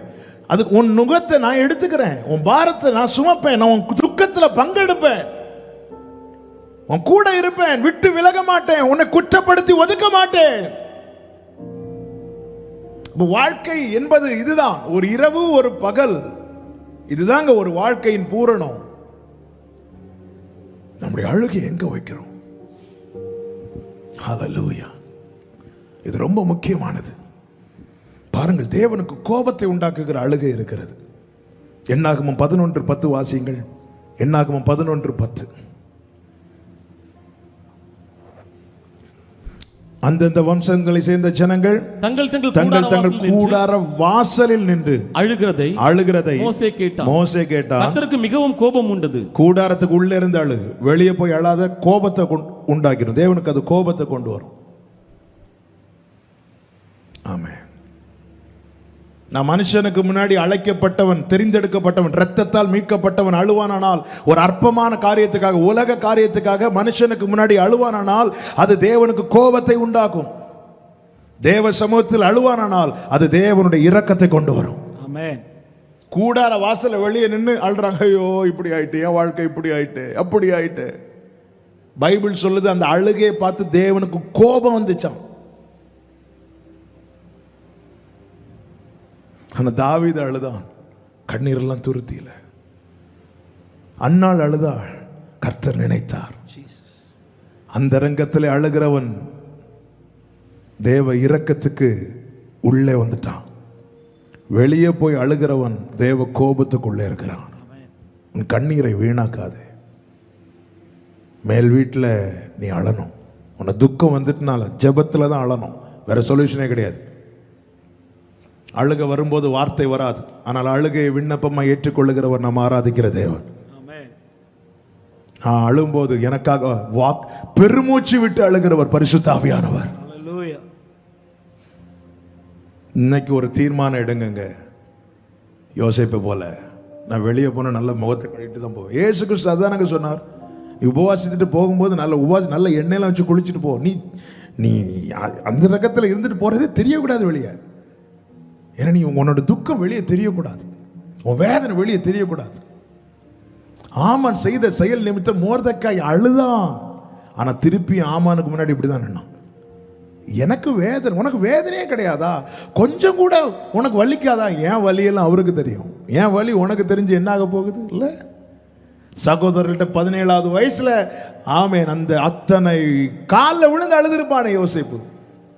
கண்ணீருக்கு பலன் இல்லைன்னு பார்த்துட்டான், தீர்மானம் எடுத்துட்டான். அன்னைக்கு தீர்மானம் எடுத்திருப்பான், இனி என் சகோதரர்களுக்கு முன்னாடி நான் அழ மாட்டேன். ஆனா அவர் கண்ணீரின் பலனை கொடுக்கிறதை பார்க்கிறான். எனவே தான் அரை கதவை அடைத்து கொண்டு போய் நல்லா அழுதுட்டு தொடச்சிட்டு முகத்தெல்லாம் கழுவிட்டு வருகிறான். மேல் வீட்டிலே பேசுகிற அந்த உறவின் அனுபவம், துக்கத்தை வேதனையை கொட்டுகிற அனுபவம், இது நம்முடைய ஜெபத்தில் தேவை. மூணாவது பாருங்கள், 1 ராஜாக்களின் புஸ்தகம் 17வது அதிகாரம் 19வது வசனத்தை வாசியுங்கள். அதற்கு அவன், உன் குமாரனை என்னிடத்தில் தா என்று சொல்லி அவனை அவள் மடியிலிருந்து எடுத்து தான் தங்கி இருக்கிற மேல் வீட்டிலே அவனை கொண்டு போய் தன் கட்டிலின் மேல் வைத்து, என் தேவனாகிய கர்த்தாவே, நான் தங்கி இருக்க இடம் கொடுத்த இந்த விதவையின் மகனை சாக பண்ணினதினால் அவளுக்கு துக்கத்தை வருவித்தீரோ என்று கர்த்தரை நோக்கி கூப்பிட்டு அந்த பிள்ளையின் மேல் 3 தரம் குப்புற விழுந்து, என் தேவனாகிய கர்த்தாவே, இந்த பிள்ளையின் ஆத்துமா அவனுக்குள் திரும்பி வர பண்ணும் என்று கர்த்தரை நோக்கி விண்ணப்பம் பண்ணினான். கர்த்தர் எலியாவின் சத்தத்தை கேட்டார். பிள்ளையினுடைய ஆத்துமா அவனுள் திரும்பி வந்தது, அவன் பிழைத்தான். அப்பொழுது எலியா பிள்ளையை எடுத்து மேல் வீட்டிலிருந்து அவனை கீழ் வீட்டிற்குள் கொண்டு வந்து அவன் தாயினிடத்தில் கொடுத்து, பார், உன் பிள்ளை உயிரோடு இருக்கிறான் என்று சொன்னான். இந்த சம்பவம் நமக்கு தெரியும். நான் அந்த சம்பவத்துக்குள் போகல, அந்த வார்த்தைக்குள்ளே போகிறேன். முடியாது, நடக்கவே நடக்காது, இனி அவ்வளவுதான், இனி சாத்தியமே இல்லை என்ற காரியத்தை எடுத்துக்கொண்டு எலியா மேல் வீட்டுக்கு போகிறான். இது நடக்காது, இனி எவ்வளவுதான், இதோட எல்லாம் முடிஞ்சது, இனி எவ்வளவுதான், இனி நடப்பதில்லை, இனி சாத்தியமே இல்லை என்ற காரியத்தை அவன் எடுத்துக்கொண்டு மேல் வீட்டுக்கு போகிறான். எப்பொழுது இறங்கினான் தெரியுமா? அது வாய்க்கப்பட்ட பிறகு இறங்குறான். Hallelujah. Jesus. அது வரைக்கும் இருக்கிறான். உலகம் முடியாதுன்னு சொல்லுகிறதல்ல ஃபைனல் வேர்ட். Yes. ஆண்டவர் நோ சொல்லிட்டாருன்னா அது ஃபைனல் வேர்ட். Amen. ஆனா ஆண்டவர் உலகம் முடியாதுன்னு சொல்ல காரியத்துல இன்னைக்கும் கர்த்தர் வாக்கு தந்து கொண்டு இருப்பாரானால் அதை ஆமென். எந்த காரியம் முடியாது என்று உலகம் சொல்லிச்சோ அதை நீ தேவ சமூகத்துல கொண்டு வந்து வைத்து கர்த்தரை நோக்கி ஜெபம் பண்ணு. எது வரைக்கும்? அந்த பிள்ளை உயிர் பெறும் வரைக்கும் அவன் கர்த்தரை நோக்கி ஜெபித்து கொண்டிருக்கிறான். ஆமென். முடியாது, சாத்தியமில்லை, இனி அவ்வளவுதான். ஆமென். இனி அவ்வளவுதான், முடியாது, சாத்தியமில்லை என்றால் நம்ம அடுத்த காரியத்தை தான் யோசிப்போம்ல. எலி என்ன செய்தார் தெரியுமா? ஜெப அறையில கொண்டு வந்து வைக்கிறார், வச்சுட்டு ஜெபம் பண்றார். ஏன்னா அவள் சொல்ற வார்த்தையை அவன் ஃபைனல் வேர்டா எடுக்கல. அவர் சொல்ற வார்த்தை தான் எனக்கு ஃபைனல் வேர்டு. ஆண்டவர் இது அவ்வளோதான் சொன்னா அவ்வளோதாங்க, அதுக்கு மேலே நான் நோண்டக்கூடாது, அதுக்கு மேலே செய்யக்கூடாது. எசேக்கியாவுக்கு சொல்லிட்டார். என்ன சொல்றார்? வீட்டு காரியத்தை ஒழுங்குபடுத்து, நீ பிழைக்க மாட்டி மறிக்க போகிறீரன. அப்போ தேவனுடைய சித்தம் அது. அந்த இடத்துல அவன் சித்தத்துக்கு ஒப்பு கொடுத்திருக்க வேண்டும். என்ன கேட்டால் நான் அப்படிதான் சித்தத்துக்கு ஒப்பு கொடுத்திருக்க வேண்டும். ஆனால் அவன் அழுது ஆண்டவர்கிட்ட 15 வருஷம் வாங்கி அந்த 15 வருஷத்துல தான் மனாசே பிறக்கிறான். அந்த மனாசேனால அந்த யூதா கோத்திரமே தள்ளப்படுகிறது. அந்த நாட்களில் பாபிலோனின் ராஜா விசிட்டுக்கு வரான், வந்து எல்லாத்தையும் பார்த்துட்டு போறான். அதன் பிறகு வந்து இஸ்ரவேலர்கள் அத்தனை பேர், யூதா அத்தனை பேரையும் சிறைபிடித்து கொண்டு போகிறான். இதெல்லாம் முன்னமே கண்டுதான் வாழ்க்கை ஆண்டவர் அந்த சரியான டைம் வரும்போது ஆண்டவர் அங்கே ஸ்டாப் பண்றார். இதுதான் உனக்கு ஓட்டம். இது தேவனுடைய வார்த்தை. தேவன் ஒரு வார்த்தையை தரும்போது நாம் சித்தத்துக்கு ஒப்பு கொடுக்க வேண்டும். அது நமக்கு நன்மை. நம்ம பல காரியங்கள் நம்ம இம்மைக்கானதை மட்டும் பார்க்கிறோம். இல்லைங்க, அவருடைய நோக்கம் எல்லாம் என்ன தெரியுமா? இந்த ஆத்மாவை நித்தியத்தில் கொண்டு போய் சேர்க்கணும். ஆமென். இங்கே எலியா இந்த காரியத்தை தேவ சமூகத்தில் கொண்டு வந்து வைத்து ஜெபிக்க காரணம் என்னன்னா, இது தேவனுடைய வார்த்தை இல்லை, இது அவளுடைய வார்த்தை. அவ சொல்றா இது அவ்வளவுதான், இது முடிஞ்சிட்டு, இதோட அவ்வளவுதான் சொல்றான். ஆனா எலியா அதை நம்பல. கர்த்தர் என்ன சொல்றார்? இது கர்த்தர் கொடுத்தது. அப்படி ஆண்டவர் ஒன்னு தந்துட்டு ஏமாத்த மாட்டார். தேவன் ஆமென். தேவன் என்ன சொல்றார்? தேவ சமூகத்தில் கொண்டு வந்து வைத்து ஆமென் அந்த பிள்ளை உயிரோடு எழும்பு மட்டும் ஜெபித்து கொண்டிருக்கிறான். Hallelujah. எந்த காரியம் முடியாது, சாத்தியமில்லை என்று உலகம் சொல்லுகிறதோ உடனே அந்த காரியத்துக்காக ஜெபிக்கிறதை நம்ம நிறுத்திட்டோமா? ஆண்டவர் சொல்ற, நான் இது உனக்கு வாக்கியம் பண்ணுவேன், இதை நான் உனக்கு செய்வேன். ஆண்டவர் சொல்ல, உலகம் சொல்லுது இது நடக்காதுப்பா, இது அவ்வளவுதான்ப்பா, இது நடப்பதற்கான எந்த சாத்தியம் இல்லைன்னு சொல்லும் போது நம்ம எந்த வார்த்தை எடுக்கிறோம்? முடியாது, சாத்தியமில்லை என்ற ஃபைல் எல்லாம் கொண்டு தேவ சமூகத்தில் வைங்க. இனி இது அவ்வளவுதான், எனக்கு வாழ்க்கையில் நடக்கிறதுக்கு சான்ஸே இல்லை என்ற காரியத்தை கொண்டு மேல் வீட்டில் வைங்க. அது எழும்பும் வரைக்கும் அதுல கர்த்தருடைய கிரியை வெளிப்படும் மட்டும் உன் ஜெபத்தை நிறுத்தாதே. அநேக காரியங்களுக்காக ஜெபிக்க விட்டுருக்கிறீங்கல்ல, இன்னைக்கு கர்த்தர் பேசி கொண்டிருக்கிறார். நீ மேல் வீட்டிலிருந்து கீழே வரும்போது, உன் ஜெபத்திலிருந்து ஜெப அறையிலிருந்து வெளியே வரும்போது நீ சாட்சியா தான் வரணும். ஆமென். நீ சாட்சியா தான் வரணும். உன்னுடைய காரியத்தை தேவ சமூகத்தில் வை, ஆண்டவரிடத்துல சொல்லு. எந்த காரியம் நடக்காது, சாத்தியம் இல்லை, அதை தேவ சமூகத்தில் கொண்டு வந்து வையுங்கள். வாழ்க்கையில் பிள்ளைக்கான ஒரு காரியமாகட்டும், எதிர்காலத்துக்கான ஒரு காரியமாகட்டும், எந்த ஒரு காரியமாகட்டும் தேவ சமூகத்தில் வைத்தால் மட்டுமே அதுல தேவனுடைய வல்லமை வெளிப்படும். ஆமென். உலர்ந்த எலும்பை பார்த்து பேசுங்கன்னு சொன்னார் ஆண்டவர். பேசினான், வல்லமை வெளிப்பட்டது.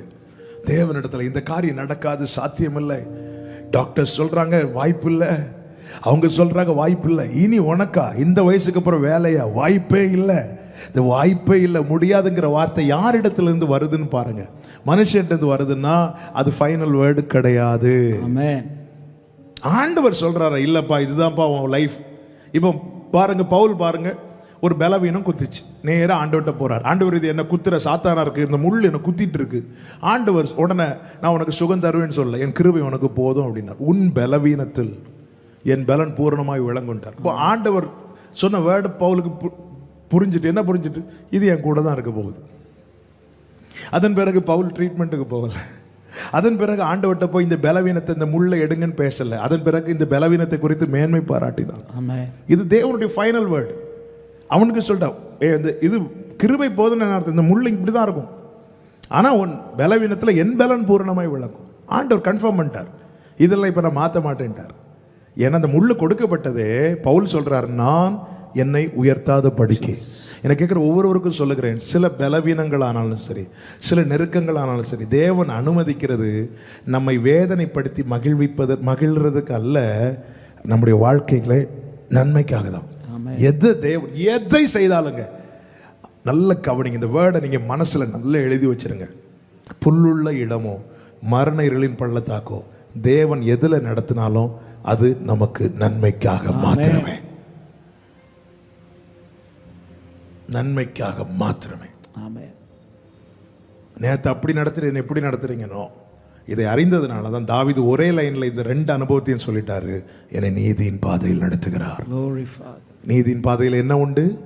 ஜீவன் உண்டு. அப்ப அந்த ஜீவனுக்கு நேராக இதை நம்மை நடத்துகிறார். நம்முடைய வாழ்க்கையில மனுஷங்க சொல்லுவாங்க இது அவ்வளவுதான், நடக்காது, முடியாது, அது அவ்வளோத்தையும் கொண்டு நாமே சொல்லுவோம் இது அவ்வளவுதான். ஆபிரகாம் சிரித்தார்ல, 99வது வயதுல குனிந்திருந்து சிரித்தார்ல, இந்த கிழவனுக்கு என்ன கிடைக்க போகுது, பிள்ளையா சிரித்தார். நாம சொல்லுவோம், நம்மை குறித்து சொல்வதும் ஃபைனல் வேர்டு கிடையாது. நம்மை சூழ்ந்து இருக்கிறவர்கள் நம்மை குறித்து சொல்வதும் ஃபைனல் வேர்டு கிடையாது. கர்த்தர் என்ன சொல்லுகிறாரோ அதுதான் நமக்கான வார்த்தை. அதை பிடிச்சிட்டு எது முடியாது, நடக்காது, சாத்தியம் இல்லை என்று தேவ காணப்படுகிறது அதையெல்லாம் இந்த மேல் வீட்டில் கொண்டு வந்து வைங்க. ஆமே, கொண்டு வந்து வைத்து ஆண்டவர்ட்ட கேளுங்க. ஹல்லேலூயா. முடியாது என்றேன் வார்த்தையை தந்தீர், உம்மீது நம்பிக்கை வைத்தேன். நடக்காது என்றேன் வார்த்தையை தந்தீர், உம்மீது நம்பிக்கை வைத்தேன். ஏற்ற காலத்தில் நிறைவேற்றி காண்பித்தீர், உந்தனின் சாட்சியாய். ஜப அறையிலிருந்து எப்படி இந்த மேல் வீட்டிலிருந்து எலியா கீழே வந்தானோ அப்பொழுது அவன் வெறுமையாயும் வரல, வெட்கத்தோடும் வரல, அவன் சாட்சியோடு வந்தான். உனக்கு ஒரு ஜப அறை இருக்குமானால், உன் வாழ்க்கையில் ஒரு ஜப அனுபவம் இருக்குமானால், உன் வாழ்க்கையில் வெட்கம் வர தேவன் விட மாட்டார். உன் வாழ்க்கையை சாட்சியாக தான் நிறுத்துவார். ஆமென் சொல்லுங்க. முடியாது, நடக்காது, சாத்தியம் இல்லை, அவ்வளவுதான், அதெல்லாம் கொண்டு போய் எப்போ எழுமணும் தெரியுமா? அவன் அந்த உயிரற்ற சடலத்தை கொண்டு வந்து வைத்து உயிரோடு அவன் எழும்பின பிறகு ஜெபத்தை முடிச்சிட்டு கீழே வரான். சில காரியத்துக்காக நம்முடைய ஜெபத்தை தொடர்ந்து கொண்டே இருக்கணும். யாக்கோபு போல எது முடியாது, எது நடக்காது உங்க வாழ்க்கையில தேவன் சொல்லிட்டாருன்னா நடக்காதுங்க. அதுதான் நான் பவுலுடைய வாழ்க்கையை சொன்னேன். பலவீனத்தை நான் மாத்துவேன் தேவன் சொல்லல. இந்த பலவீனம் அவன் வாழ்க்கையில தேவன் அனுமதித்தார், அவன் புரிஞ்சுக்கிட்டான். அதுக்கப்புறம் இந்த பலவீனத்தை மாத்துங்கன்னு கேட்கல, ஜெபிக்கல. ஏன்னா ஜெபிச்ச அர்த்தம் இல்லைன்னு தெரிஞ்சிட்டு. இந்த முள்ள என்னை விட்டு நீங்கும்படி 3 முறை ஜெபித்தேங்கிறார். 4வது தடவை ஜெபிக்கல. ஏன்னா அதுக்குள்ள ஆன்சர் வந்துட்டு, இது தேவன் கொடுத்தது, தேவன் அனுமதித்து இருக்கிறார். உன் பலவீனத்துல தான் என் பலன் பூரணமாய் விளங்கும் போல. உனக்கு இப்ப இந்த பலவீனம் தேவை, என் பலன் பூரணமாய் விளங்கணும்னு இந்த பலவீனம் தேவை. அப்ப தேவன் அனுமதிச்சுட்டார். அதுக்கப்புறம் அந்த காரியத்தை ஜெபத்துல வைக்கல. ஆனா தேவன் தருவேன், செய்வேன், இப்படி செய்வேன், அப்படி செய்வேன் வார்த்தையை தந்து நமக்கு பலப்படுத்தி திடப்படுத்தின பிறகு நாமே சொல்லலாம் நடக்காதுன்னு, உலகம் சொல்லலாம் அவ்வளவுதான். அதை நீங்க பொருட்படுத்தாம ஆமென் இவைகளை கொண்டு தேவ சமூகத்தில் வைங்க.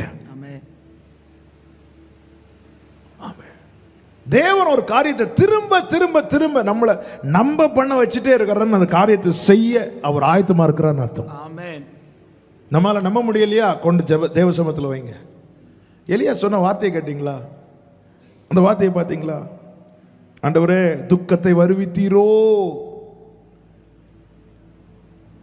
20 துக்கத்தை வருவித்தீரோ. ஒரு கொஸ்டின் ஒருத்தன் வைக்கிறானாலே அது சந்தேகத்தின் அடையாளம் தானே. விசுவாசத்தின் அடையாளம் என்ன தெரியுமா? கொஸ்டின் கிடையாது, நிச்சயம். ஜெபத்தில் அவள்கிட்ட அப்படி சொல்லலை. அவள்கிட்ட தன்னுடைய வேதனையை, தன்னுடைய அவிசுவாசத்தை ஒண்ணுமே சொல்லலை. அவள்கிட்ட என்ன சொல்ல? அவன் உயிரோட தான் இருக்கிறான், அவன் உயிரோட தான் இருக்கிறான். ஆனால் அவர்கிட்ட வந்து சந்தேகம், ஆண்டவரே நடக்காதோ, இது அவ்வளவுதானோ, ஆண்டவர் துக்கத்தை கொடுத்துட்டீங்களோ, சந்தேகத்தெல்லாம் அவனுடைய கேள்விகள் எல்லாத்தையும் சொல்லிட்டு சொல்றான், ஆண்டவரே திருப்பி கொடுங்கப்பா, திருப்பி கொடுங்கப்பா. இந்த ஜெப அனுபவத்தில் தான் எல்லாத்தையும் கொட்டணுங்க. ஆபிரகாம் கேட்டார்ல, அடியனுக்கு என்ன தருவீர் ஆண்டவரே? இந்த வாக்கு தத்தத்தை நான் நினைச்சிட்டு இருந்தேன் பிள்ளைய தருவீங்கன்னு. ஆனால் வயசாயிட்டு வேற ஏதாவது இருக்குமா ஆண்டவரே? என்ன தருவீர் ஆண்டவரே? இல்லை, என்னை கேட்குற ஒவ்வொருவருக்கும் சொல்கிறேன், இந்த ஜெப அனுபவம் ரொம்ப முக்கியம். நமக்குள்ள இது நடக்காது, இது அவ்வளோதான் ஆண்டவரே அப்படி சொல்லிட்டு அப்படியே நின்னாம, ஆண்டவரே நீங்கள் சொல்லிட்டீங்கல்லப்பா, எனக்கு இது செய்வேன்னு சொன்னீங்களா ஆண்டவரே, எனக்கு செய்யுங்க ஆண்டவரே, எனக்கு கொடுங்க ஆண்டவரேன்னு சொல்லி அவன் விண்ணப்பம் பண்ணினான். கர்த்தர் எலியாவின் சத்தத்தை கேட்டார். 22வது வசனம். கர்த்தர் எலியாவின் சத்தத்தை கேட்டார். கர்த்தர் எலியாவின் சத்தத்தை கேட்டார். உன் வாழ்க்கையில் ஒரு மேல் வீட்டின் அனுபவம் இருக்குமானால் உன் சத்தத்தை அவர் கேட்பார். உன் சத்தத்தை அவர் கேட்பார். அந்த ஸ்திரீயின் சத்தத்தை கேட்டார் என்று சொல்லவில்லை. பிள்ளைக்காக அழுத, வெளியே நின்று அழுத தாயின் சத்தத்தை கேட்கவில்லை. பிள்ளைக்காக மேல் வீட்டில் போய் அழுத எலியாவின் சத்தத்தை கேட்டார். நம்முடைய ஜெபத்துல தான் வைக்கணும் எல்லாத்தையும். முடியாது, நடக்காதுங்கிற காரியத்தை வைங்க, கர்த்தர் சத்தத்தை கேட்டு பதில் தருவார். கைகளை உயர்த்தி ஆமென் சொல்லுங்க பார்க்கலாம். இந்த ரெண்டு காரியத்தை கூட நான் சொல்லி செபிக்க விரும்புகிறேன். ஆமென். அப்போஸ்தலர் 10வது அதிகாரம் 9வது வசனத்தை வாசியுங்கள். அப்போஸ்தலர் 10:9. மறுநாளிலே அவர்கள் பிரயாணப்பட்ட அந்த பட்டணத்துக்கு சமீபித்து வருகையில் பேதுரு 6ஆம் மணி நேரத்திலே ஜெபம் பண்ணும்படி மேல் வீட்டிலே ஏறுகிறார். அப்பொழுது வாசியுங்கள், அவன் மிகுந்த பசியடைந்து சாப்பிட மனதாயிருந்தான். ஆயத்தம் பண்ணுகையில் அவன் ஞான திருஷ்டி அடைந்து வானம் திறந்திருக்கிறதாகவும் 4 முனைகளும் கட்டப்பட்ட பெரிய துப்பட்டியை போல ஒரு விதமான கூடு தன்னிடத்தில் இறங்கி தரையில் விடப்பட்டிருக்கிறதாகவும் அதிலே பூமியில் உள்ள சகலமான 4 கால் ஜீவன்களும் காட்டு மிருகங்களும் ஆகாயத்து பறவைகளும் இருக்கிறதாகவும் கண்டான். இப்ப ஜெபத்தில் அவனுக்கு என்ன உண்டாகிறது? ஒரு தரிசனம் உண்டாகிறது. எதற்காக இந்த தரிசனம் தெரியுமா? அவனுக்கு ஒரு தெளிவை உண்டு பண்ண. ஏன் தெளிவை உண்டு பண்ணணும்னா, அவனுக்குள்ள ஒரு பாரம்பரிய கட்டு இருக்கிறது. யூதர் இன்னொருத்தங்களோடு கலந்துக்க கூடாது, புறஜாதிகளோடு கலந்துக்க கூடாது. ஆனால் அவனை குறித்த தேவ சித்தம் என்னவா இருக்கிறது? அவன் மூலமாய் தான் சுவிசேஷம் ஆரம்பிக்கப்படுகிறது. பரலோகத்தின் திறவுகோல் பேதுரு கையில் கொடுக்கப்படுகிறது. பெந்தேகோஸ்தே நாளில் எருசலேமில் இந்த சுவிசேஷத்தை அறிவித்து அந்த வாசலை அவன் திறந்து கொடுக்கிறான். கிறிஸ்துவாகிய வாசலை அவன் திறந்து கொடுக்கிறான். அந்த திறவுகோல் அவன் கையில் தான். அவன் மூலமாக முதலாவது சுவிசேஷம் பெந்தேகோஸ்தே நாளிலே பிரசங்கிக்கப்படுகிறது. ஆமென். தேவ திட்டம் அவன் மூலமாய் ஆரம்பிப்பது. கர்த்தருக்கு மகிமை. இப்போ புறஜாதிகளுக்கான அப்போஸ்தலனாக பவுல் தெரிந்து கொள்ளப்பட்டாலும் இவன் மூலமாய் தான் துவங்க வேண்டும், பேதுரு மூலமாய் தான் துவக்கப்பட வேண்டும். ஆனால் பேதுருக்குள்ள இருக்கிற பாரம்பரிய கட்டு அதை தடை பண்ணுகிறது. நல்ல கவனமா கேளுங்க. நம்முடைய வாழ்க்கையில தெளிவு ரொம்ப அவசியம். எந்த ஒரு காரியத்தை குறித்து தெளிவு இல்லை என்றால் ஒரு காரியத்தை செய்வோம், இன்னொரு காரியத்தை செய்ய மாட்டோம். இன்னைக்கு இந்த 10வது அதிகாரத்தில் பேதுருவுக்கு அந்த தெளிவு உண்டாகவில்லை என்றால் அவன் வாழ்க்கையிலே தேவ சித்தம் என்பது பூரணமாய் செய்யப்பட்டிருக்காது. ஒரு பகுதி வெறுமையாய் தான் இருக்கும்.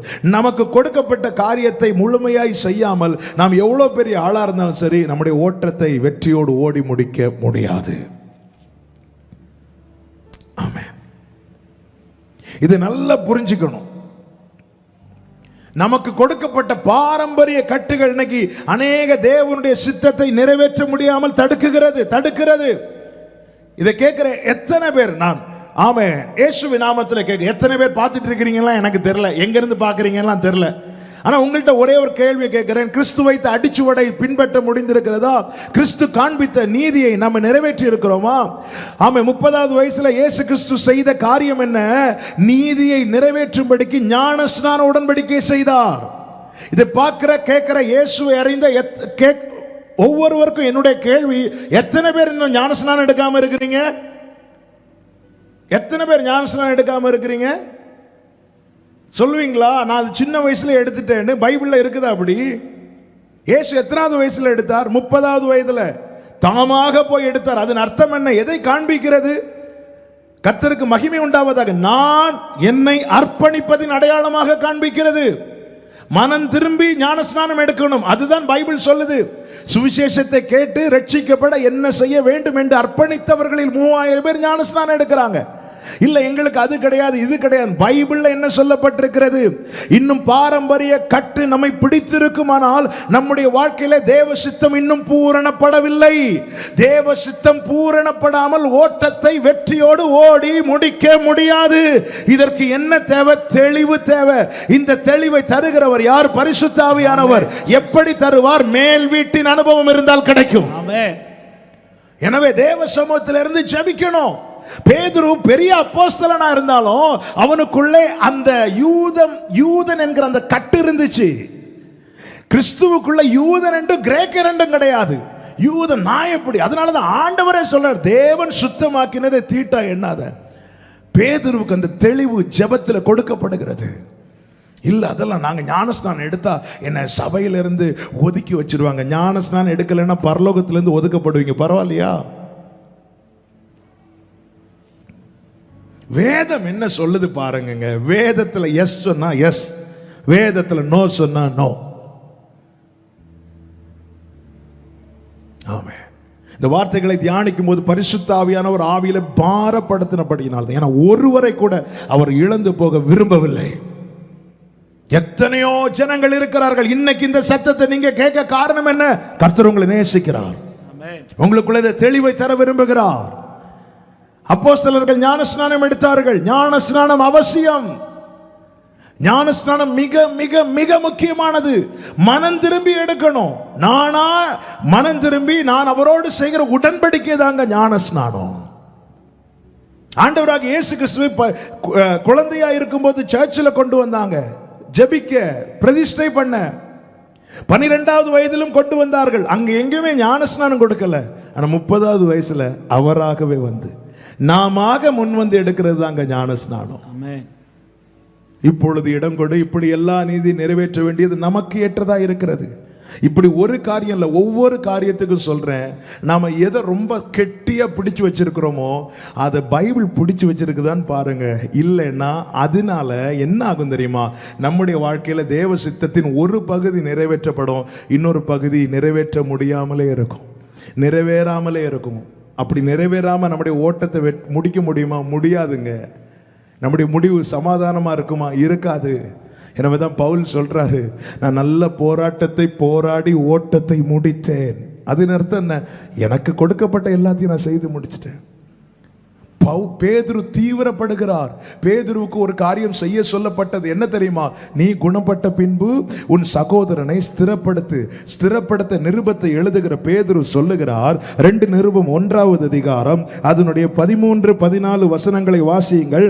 நம்முடைய கர்த்தராகிய இயேசு கிறிஸ்து எனக்கு அறிவித்தபடி நான் என் கூடாரத்தை விட்டு போவது சீக்கிரத்தில் நேரிடும் என்று அறிந்து, 14வது வசனம், இந்த கூடாரத்தில் நான் இருக்கும் அளவும் உங்களை நினைப்பூட்டி எழுப்பி விடுவது இதுதான் நியாயம். ஏன்னா என்னை குறித்த ஒரு திட்டம் இருக்கிறது. குணப்பட்ட பின்பு சகோதரர்களை ஸ்திரப்படுத்து. அது கூடாரத்தில் இருக்கிறது வரைக்கும் தான் செய்ய முடியும். கூடாரத்தை விட்டு போனதுக்கு அப்புறம் செய்ய முடியாது. எனவே வயசு காலத்துல நான் ஜாலியா இருக்கிறதுக்கல்ல, நான் அதை செய்து முடிக்கணும். நாம் செய்யும்படி நமக்கு கொடுக்கப்பட்ட காரியத்தை இந்த கூடாரத்தில் இருக்கும் அளவு தான் செய்ய முடியுங்க. இதை விட்டுட்டு போனா ஜட்ஜ்மெண்ட் தான். அவன் செய்கைக்கு தக்க பலன் தான் கிடைக்கும். வேதத்தை நம் கையிலே கர்த்தர் எழுதி கொடுத்திருக்கிறார். நாம் இதை பாரம்பரிய கண்ணாடியை போட்டு பார்க்க கூடாது. பரிசுத்த ஆவியானவருடைய துணையோடு பார்க்கணும். அப்பதான் சத்தியம் வெளிப்படும். பேதுருவுக்கு எவ்வளவு பெரிய பரிசுத்தவான், எவ்வளவு பெரிய அப்போஸ்தலர், அவருக்கு அந்த தெளிவு தேவை இருந்துச்சு. எல்லாருக்கும், எனக்கும் அந்த தெளிவு தேவை, நமக்கும் தேவை. எந்த ஒரு காரியத்தை நம்ம ரொம்ப இறுக பிடித்து கொண்டிருக்கிறோமோ அது பைபிள்ல இருக்கான்னு பாருங்க. இல்லைன்னா அதை தூக்கி போடுங்கள். இல்லை என்றால் தேவ சித்தத்தை உங்க வாழ்க்கையில பூரணமாய் நிறைவேற்ற முடியாது. ஆமென், ஹல்லேலூயா. இந்த மேல் வீட்டின் அனுபவம் நமக்கு தெளிவை கொடுக்கும். 1 பேதுரு 4வது அதிகாரம் அதனுடைய 7வது வசனத்தை வாசியுங்கள். 1 பேதுரு எல்லாவற்றுக்கும் முடிவு சமீபமாய் இருக்கிறது. ஆகையால் தெளிந்த புத்தி உள்ளவர்களாய் இருந்து ஜெபம் பண்ணுவதற்கு ஜாக்கிரதையா இருங்க. எல்லாவற்றுக்கும் முடிவு சமீபமாய் இருக்கிறது. ஆகையால் தெளிவா இருக்கணுமா? தெளிவா இருக்க என்ன செய்யணுமா? ஜெபம் பண்ணணும். பேதுருவுக்கு தெளிவு எப்பொழுது உண்டானது? அவன் மேல் வீட்டில் போய் ஜெபித்த போது. இந்த ஜெப அனுபவம் நம்முடைய வாழ்க்கை குறித்த தெளிவை கொண்டு வரும். நம்முடைய வாழ்க்கையில இன்னும் எத்தனை சரி இருக்கிறது, எத்தனை தவறு இருக்கிறது, எத்தனை தவறுகள் சரி பண்ண வேண்டி இருக்கிறது. நாம் சரி என்று நினைப்பதெல்லாம் பரலோக பார்வையில் சரி அல்ல. அப்படிதான் பேதுரு நினைச்சிட்டு இருந்தார். ஆண்டவர் அதை மாத்திட்டார். எனவே தான் பேதுரு கொர்நேலியு வீட்டில் போய் சொல்றாரு, நான் அன்னைக்கு மட்டும் ஆண்டவர் பேசாம இருந்திருந்தா பேதுரு போயிருப்பாரா? இல்லை. அப்போ பேதுருவை கொண்டு செய்ய வேண்டிய காரியம் அன்னைக்கு தடைப்பட்டிருக்குமே. நம்முடைய அநேக கட்டுகள், நாம வருத்தி கொண்டிருக்கிற கட்டுகள் நம்முடைய வாழ்க்கையில தேவனால் கிரியை செய்யக்கூடாத அளவுக்கு தடையா இருக்கிறது. இதுக்கு தெளிவு தேவை. என கேட்கிற ஒவ்வொருவருக்கும் இயேசுவின் நாமத்திலே சொல்லுகிறேன், அன்பாக சொல்லுகிறேன். ஆவியானவர் பாரப்படுத்துகிறபடியினால் இந்த வார்த்தைகளை சொல்லுகிறேன். அவன் கர்த்தருடைய சத்தத்தை கேட்டும் அந்த பரம ஈவை, அந்த நித்திய ஜீவனை ஒருவன் இழப்பானால் அது எவ்வளவு வேதனை, எவ்வளவு பரிதாபமாயிருக்கும். என்னுடைய ஆசை எல்லாம் என்ன? ஆரம்பத்தில் என்னுடைய ஜெபம் எதுவா இருந்துச்சு தெரியுமா? ஆண்டவரே, சர்ச்சில் ஒரு விசையாவது கால் எடுத்து வச்ச அந்த ஆத்மா, ஒரு ஆத்மா கூட அட்லீஸ்ட் சும்மா வந்துட்டு போறவங்க கூட, ஆமா ஆண்டவர் அவங்க கெட்டு போயிடக்கூடாது ஆண்டவரே, இதுதான் ஜெபமா இருந்துச்சு. இன்னைக்கு என்னுடைய ஜெபம் என்ன தெரியுமா? ஆண்டவரே, இதை யார் யார் எங்க இருந்து கேட்கிறாங்கன்னு தெரியல, இதை கேட்டும் ஒருத்தங்க அந்த நித்தியத்தை இழந்துடக்கூடாது ஆண்டவரே. ஹல்லேலூயா. தகப்பனே, அப்பா அவர்களோடு இடைபடுங்கப்பா. சத்தியத்துக்கு தங்களை கீழ்ப்படிய பண்ண கர்த்தர் அந்த இருதயத்தை கொடுங்க ஆண்டவரே.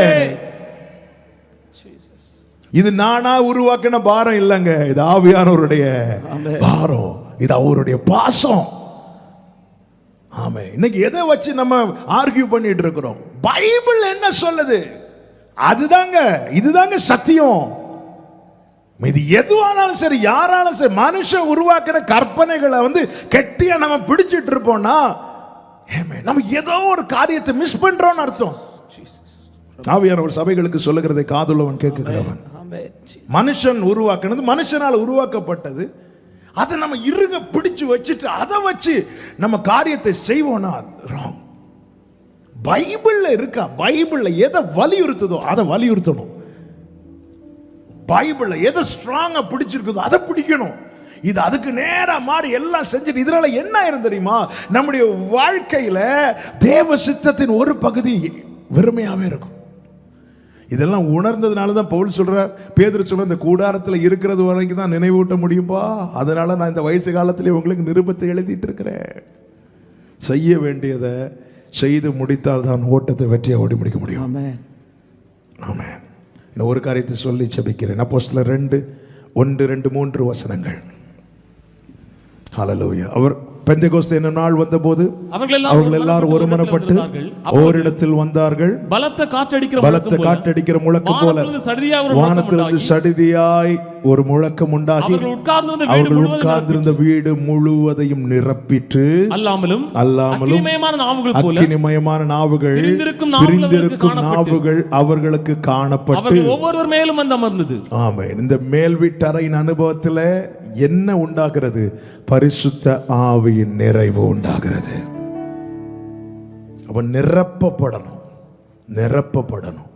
பேசுகிற அனுபவம், துக்கத்தை ஊற்றுகிற, கண்ணீரை ஊற்றுகிற அனுபவம், முடியாததை தேவ சமூகத்தில் வைத்து பெற்றுக்கொள்ளுகிற அனுபவம், வாழ்க்கையில் தெளிவு உண்டாக வேண்டிய காரியம், நிரப்பப்படுகிற அனுபவம், இதுக்கெல்லாம் அந்த மேல் வீட்டின் அனுபவம் தேவை. ஜெபம் மிக மிக அவசியம். நாம் அந்த நிறைவில் வரும்போது தான், நிறைவானது வரும்போது குறைவானது எல்லாம் ஒழிந்து போகும். பரிசுத்த ஆவியானவர் நம்மை உணர்த்துகிறவர், நம்மை நடத்துகிறவர், நம்மை திருத்துகிறவர், நம்மை நித்தியத்திலே கொண்டு போய் சேர்க்கிறவர். இந்த நிறைவின் அனுபவம் தேவை, ஜெப அனுபவம் தேவை. என கேட்குற ஒவ்வொருவருக்கும் சொல்லுகிறேன், உன் வீடு பாழாகி விடக்கூடாது, உன் வாழ்க்கை பாழாகி விடக்கூடாது, பிறர் பார்த்து பரியாசம் பண்ணுவது போல ஆகிவிடக்கூடாது. பெலிஸ்தியர் வரும்போது சிம்சோன் தெளிலால் மடியில் படுத்து தூங்கி கொண்டிருந்தான். அடுத்த நாள் நடந்தது என்ன? எல்லா கண்களுக்கு முன்பதாக வேடிக்கையா இருந்தான். உன்னுடைய சோம்பல், உன்னுடைய சுகபோகம், நாளைக்கு நீ வேடிக்கை ஆயிருவ, நாளைக்கு நீ காட்சி ஆயிருவ. ஜாக்கிரதையாயிரு. ஆவியானவர் சபைகளுக்கு எச்சரித்து சொல்லுகிறதை காதுள்ளவன் கேட்க கடவன். சிம்சோன் அபிஷேகம் பெற்றவன், நஸ்ரேய விருதமுடையவன், தெரிந்து கொள்ளப்பட்டவன், முன்குறிக்கப்பட்டவன். அப்படிப்பட்டவன் பெலிஸ்தியர் வரும்போது தெளிலாளில் மடியிலே, சுகபோகத்தில், சோம்பலில் படுத்து தூங்கி கொண்டிருந்தான். தப்பிரலாம் நினைச்சான், ஓடிரலாம் நினைச்சான், முடியல. என்னைக்கு முடியாது அப்படி. எனவே மிகுந்த சோம்பல் உன் மச்சுப்பாவை பழுதடைய பண்ணும். ஆமென். ஜாக்கிரதையாய் கவனத்தோடு செயல்படு. நாளானது சமீபித்து வருகிறது. கர்த்தருடைய வருகை சமீபமாய் இருக்கிறது. நமக்காய் நியமித்த ஓட்டத்தை நாம் ஓடி முடிக்கும் வேளை நெருங்கி வருகிறது. ஜாக்கிரதையோடு செயல்படுங்கள்.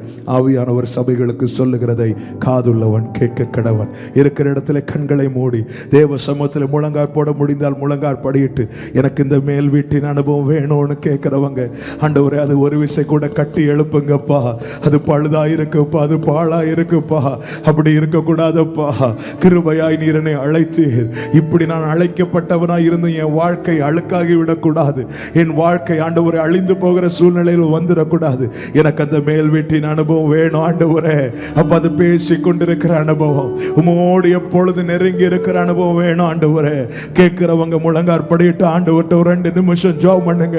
ஆமா, உங்க ஜெப வாழ்க்கை உங்களுக்கு தெரியுமே. ஆமென் ஆமென். கீபோர்ட் மட்டும் இருக்கட்டும், நீதி எல்லாரும் முழங்கால் போட்டு பிரேயர் பண்ணுங்க. சவுண்ட் ரூம்ல இருக்கிறவங்க நீல் டவுன் போடுங்க. இந்த நேரத்தில் எல்லாரும் யார் யார் எங்க இருக்கிறீங்களோ, ஆமென், எல்லாரும் முழங்கால் போட்டு உங்க ஜெப அனுபவத்தை கேளுங்க. ஆவியில நான் ரொம்ப பாரப்படுகிறேன். ஆமென். வீடு பாழாயிட்டு இருக்கிறது அநேகருக்கு தெரியவில்லை, அநேகருக்கு தெரியவில்லை. ஆமென். வெள்ளம் எப்போ வரும்னு தெரியல. ஹல்லேலூயா ஹல்லேலூயா. கர்த்தர் எச்சரிக்கிறார், கர்த்தர் எச்சரிக்கிறார். என கேட்கிற வாலிப தம்பி உன்னை எச்சரிக்கிறார், வாலிப தங்கச்சி உன்னை எச்சரிக்கிறார், அன்பு சகோதரா உன்னை எச்சரிக்கிறார், அன்பு சகோதரி உன்னை எச்சரிக்கிறார். உன் வீடு பாழாய் இருக்கிற திடீர்னு வெயில் அடிக்கிறனால உனக்கு அவ்வளவா தெரியல. மழை நாளைக்கு வரும்போது தான் தெரியும், வெள்ளம் வரும்போது தான் தெரியும். தேவனுடைய எச்சரிக்கிறார், தேவனுடைய எச்சரிக்கிறார். ஆண்டவர்கிட்ட இப்ப கேளு, என்னை கட்டி எழுப்புங்கப்பா, என்னை கட்டி எழுப்புங்கப்பா.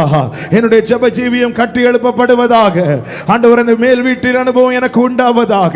ஹல்லேலூயா ஹல்லேலூயா. ரிபா ஹந்தா ரபா லரா கபா தனரா ஓட ரபா கபா லரா துனா ரந்தரா. நான் இனி மனுஷன் முன்னாடி அழமாட்டேன்.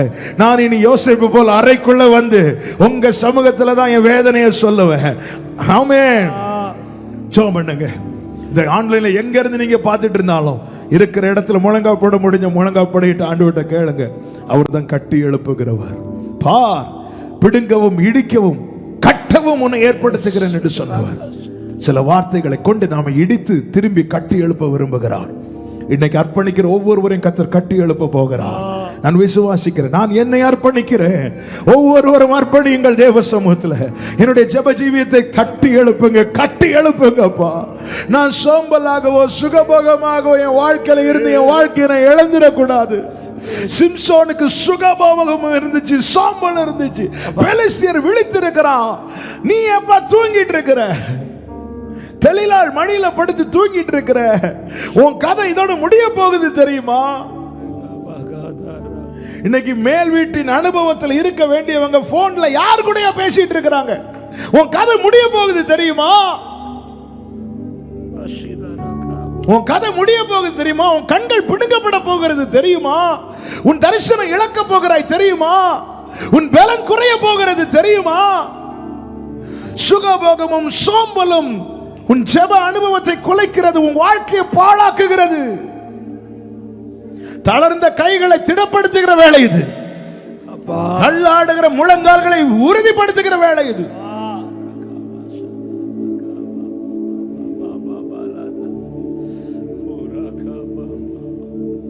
Thank you, Holy Spirit. Thank you, Holy Spirit. Thank you, Holy Spirit.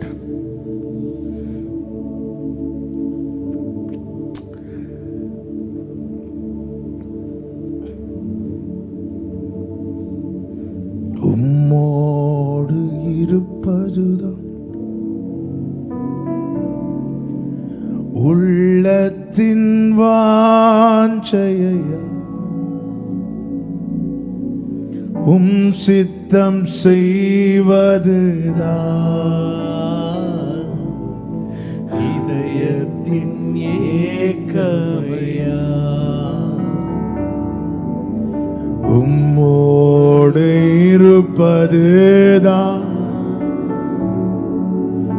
உள்ளத்தின் வாஞ்சையா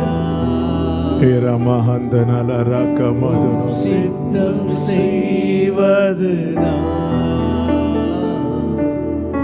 இதயத்தின் ஏக்கமையா நீரில்லாத நாளெல்லாம் நாளாகுமா? நீரில்லாத தேவனோடுள்ள உறவு எப்படி இருக்கிறது சகோதரா? தினமும் பேசிக் கொண்டிருக்கிறோமா? தினமும் பேசிக் கொண்டிருக்கிறோமா? தினமும் பேசிக் கொண்டிருக்கிறோமா? தினமும் பேசிக் கொண்டிருக்கிறோமா? தினமும் பேசுறோம்.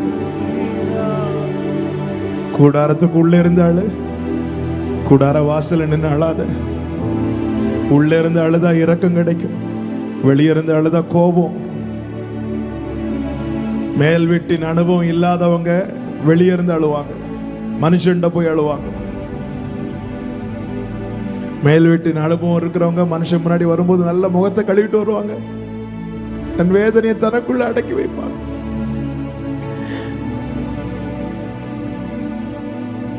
உலகம் முடியாதுன்னு சொன்னதும் நீயும் முடியாதுன்னு சொல்ற. ஏன் தெரியுமா? உனக்கு அந்த மேல் வீட்டின் அனுபவம் இல்லை.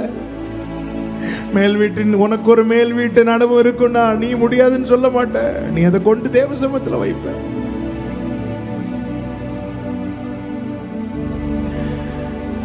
இன்னும் அநேக கட்டுகள் இருக்கு. ஏன் தெரியுமா? இன்னும் மேல் வீட்டின் அனுபவம் இல்லை. உனக்கு பர்சனல் பிரேயர் சரியா இருக்கும்னா உனக்குள்ள இருக்கிற அந்த கட்டுகள் உடைக்கப்பட்டு தெளிவு உண்டாகும்.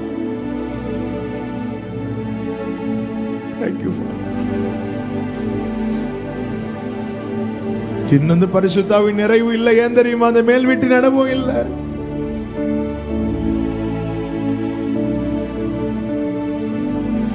Thank you Holy Spirit. நன்றி பரிசுத்தாவியானவரே. எல்லாரும் ரெண்டு கரங்களை வானத்துக்கு நேராக உயர்த்தி இந்த ஒரு வார்த்தையை இருதயத்திலிருந்து எங்கூட சேர்ந்து சொல்ல போறீங்க. எல்லாரும் ரெண்டு கைகளை உயர்த்தி, ஏசையா உம்மைத்தானே என் முன்னே நிறுத்தியுள்ளே. ஏசையா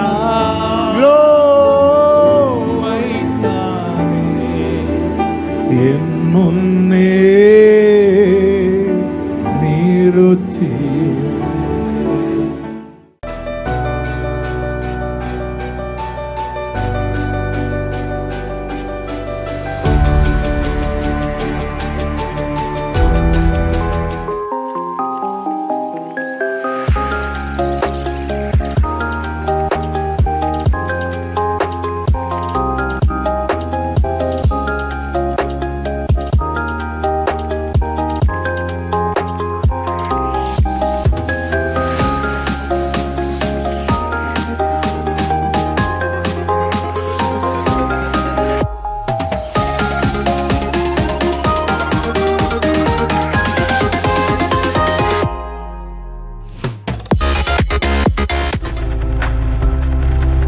நீங்கள் பார்த்துக் கொண்டிருப்பது உங்கள் ஜாய் டிவி. உங்கள் துக்கம் சந்தோஷமாய் மாறும்.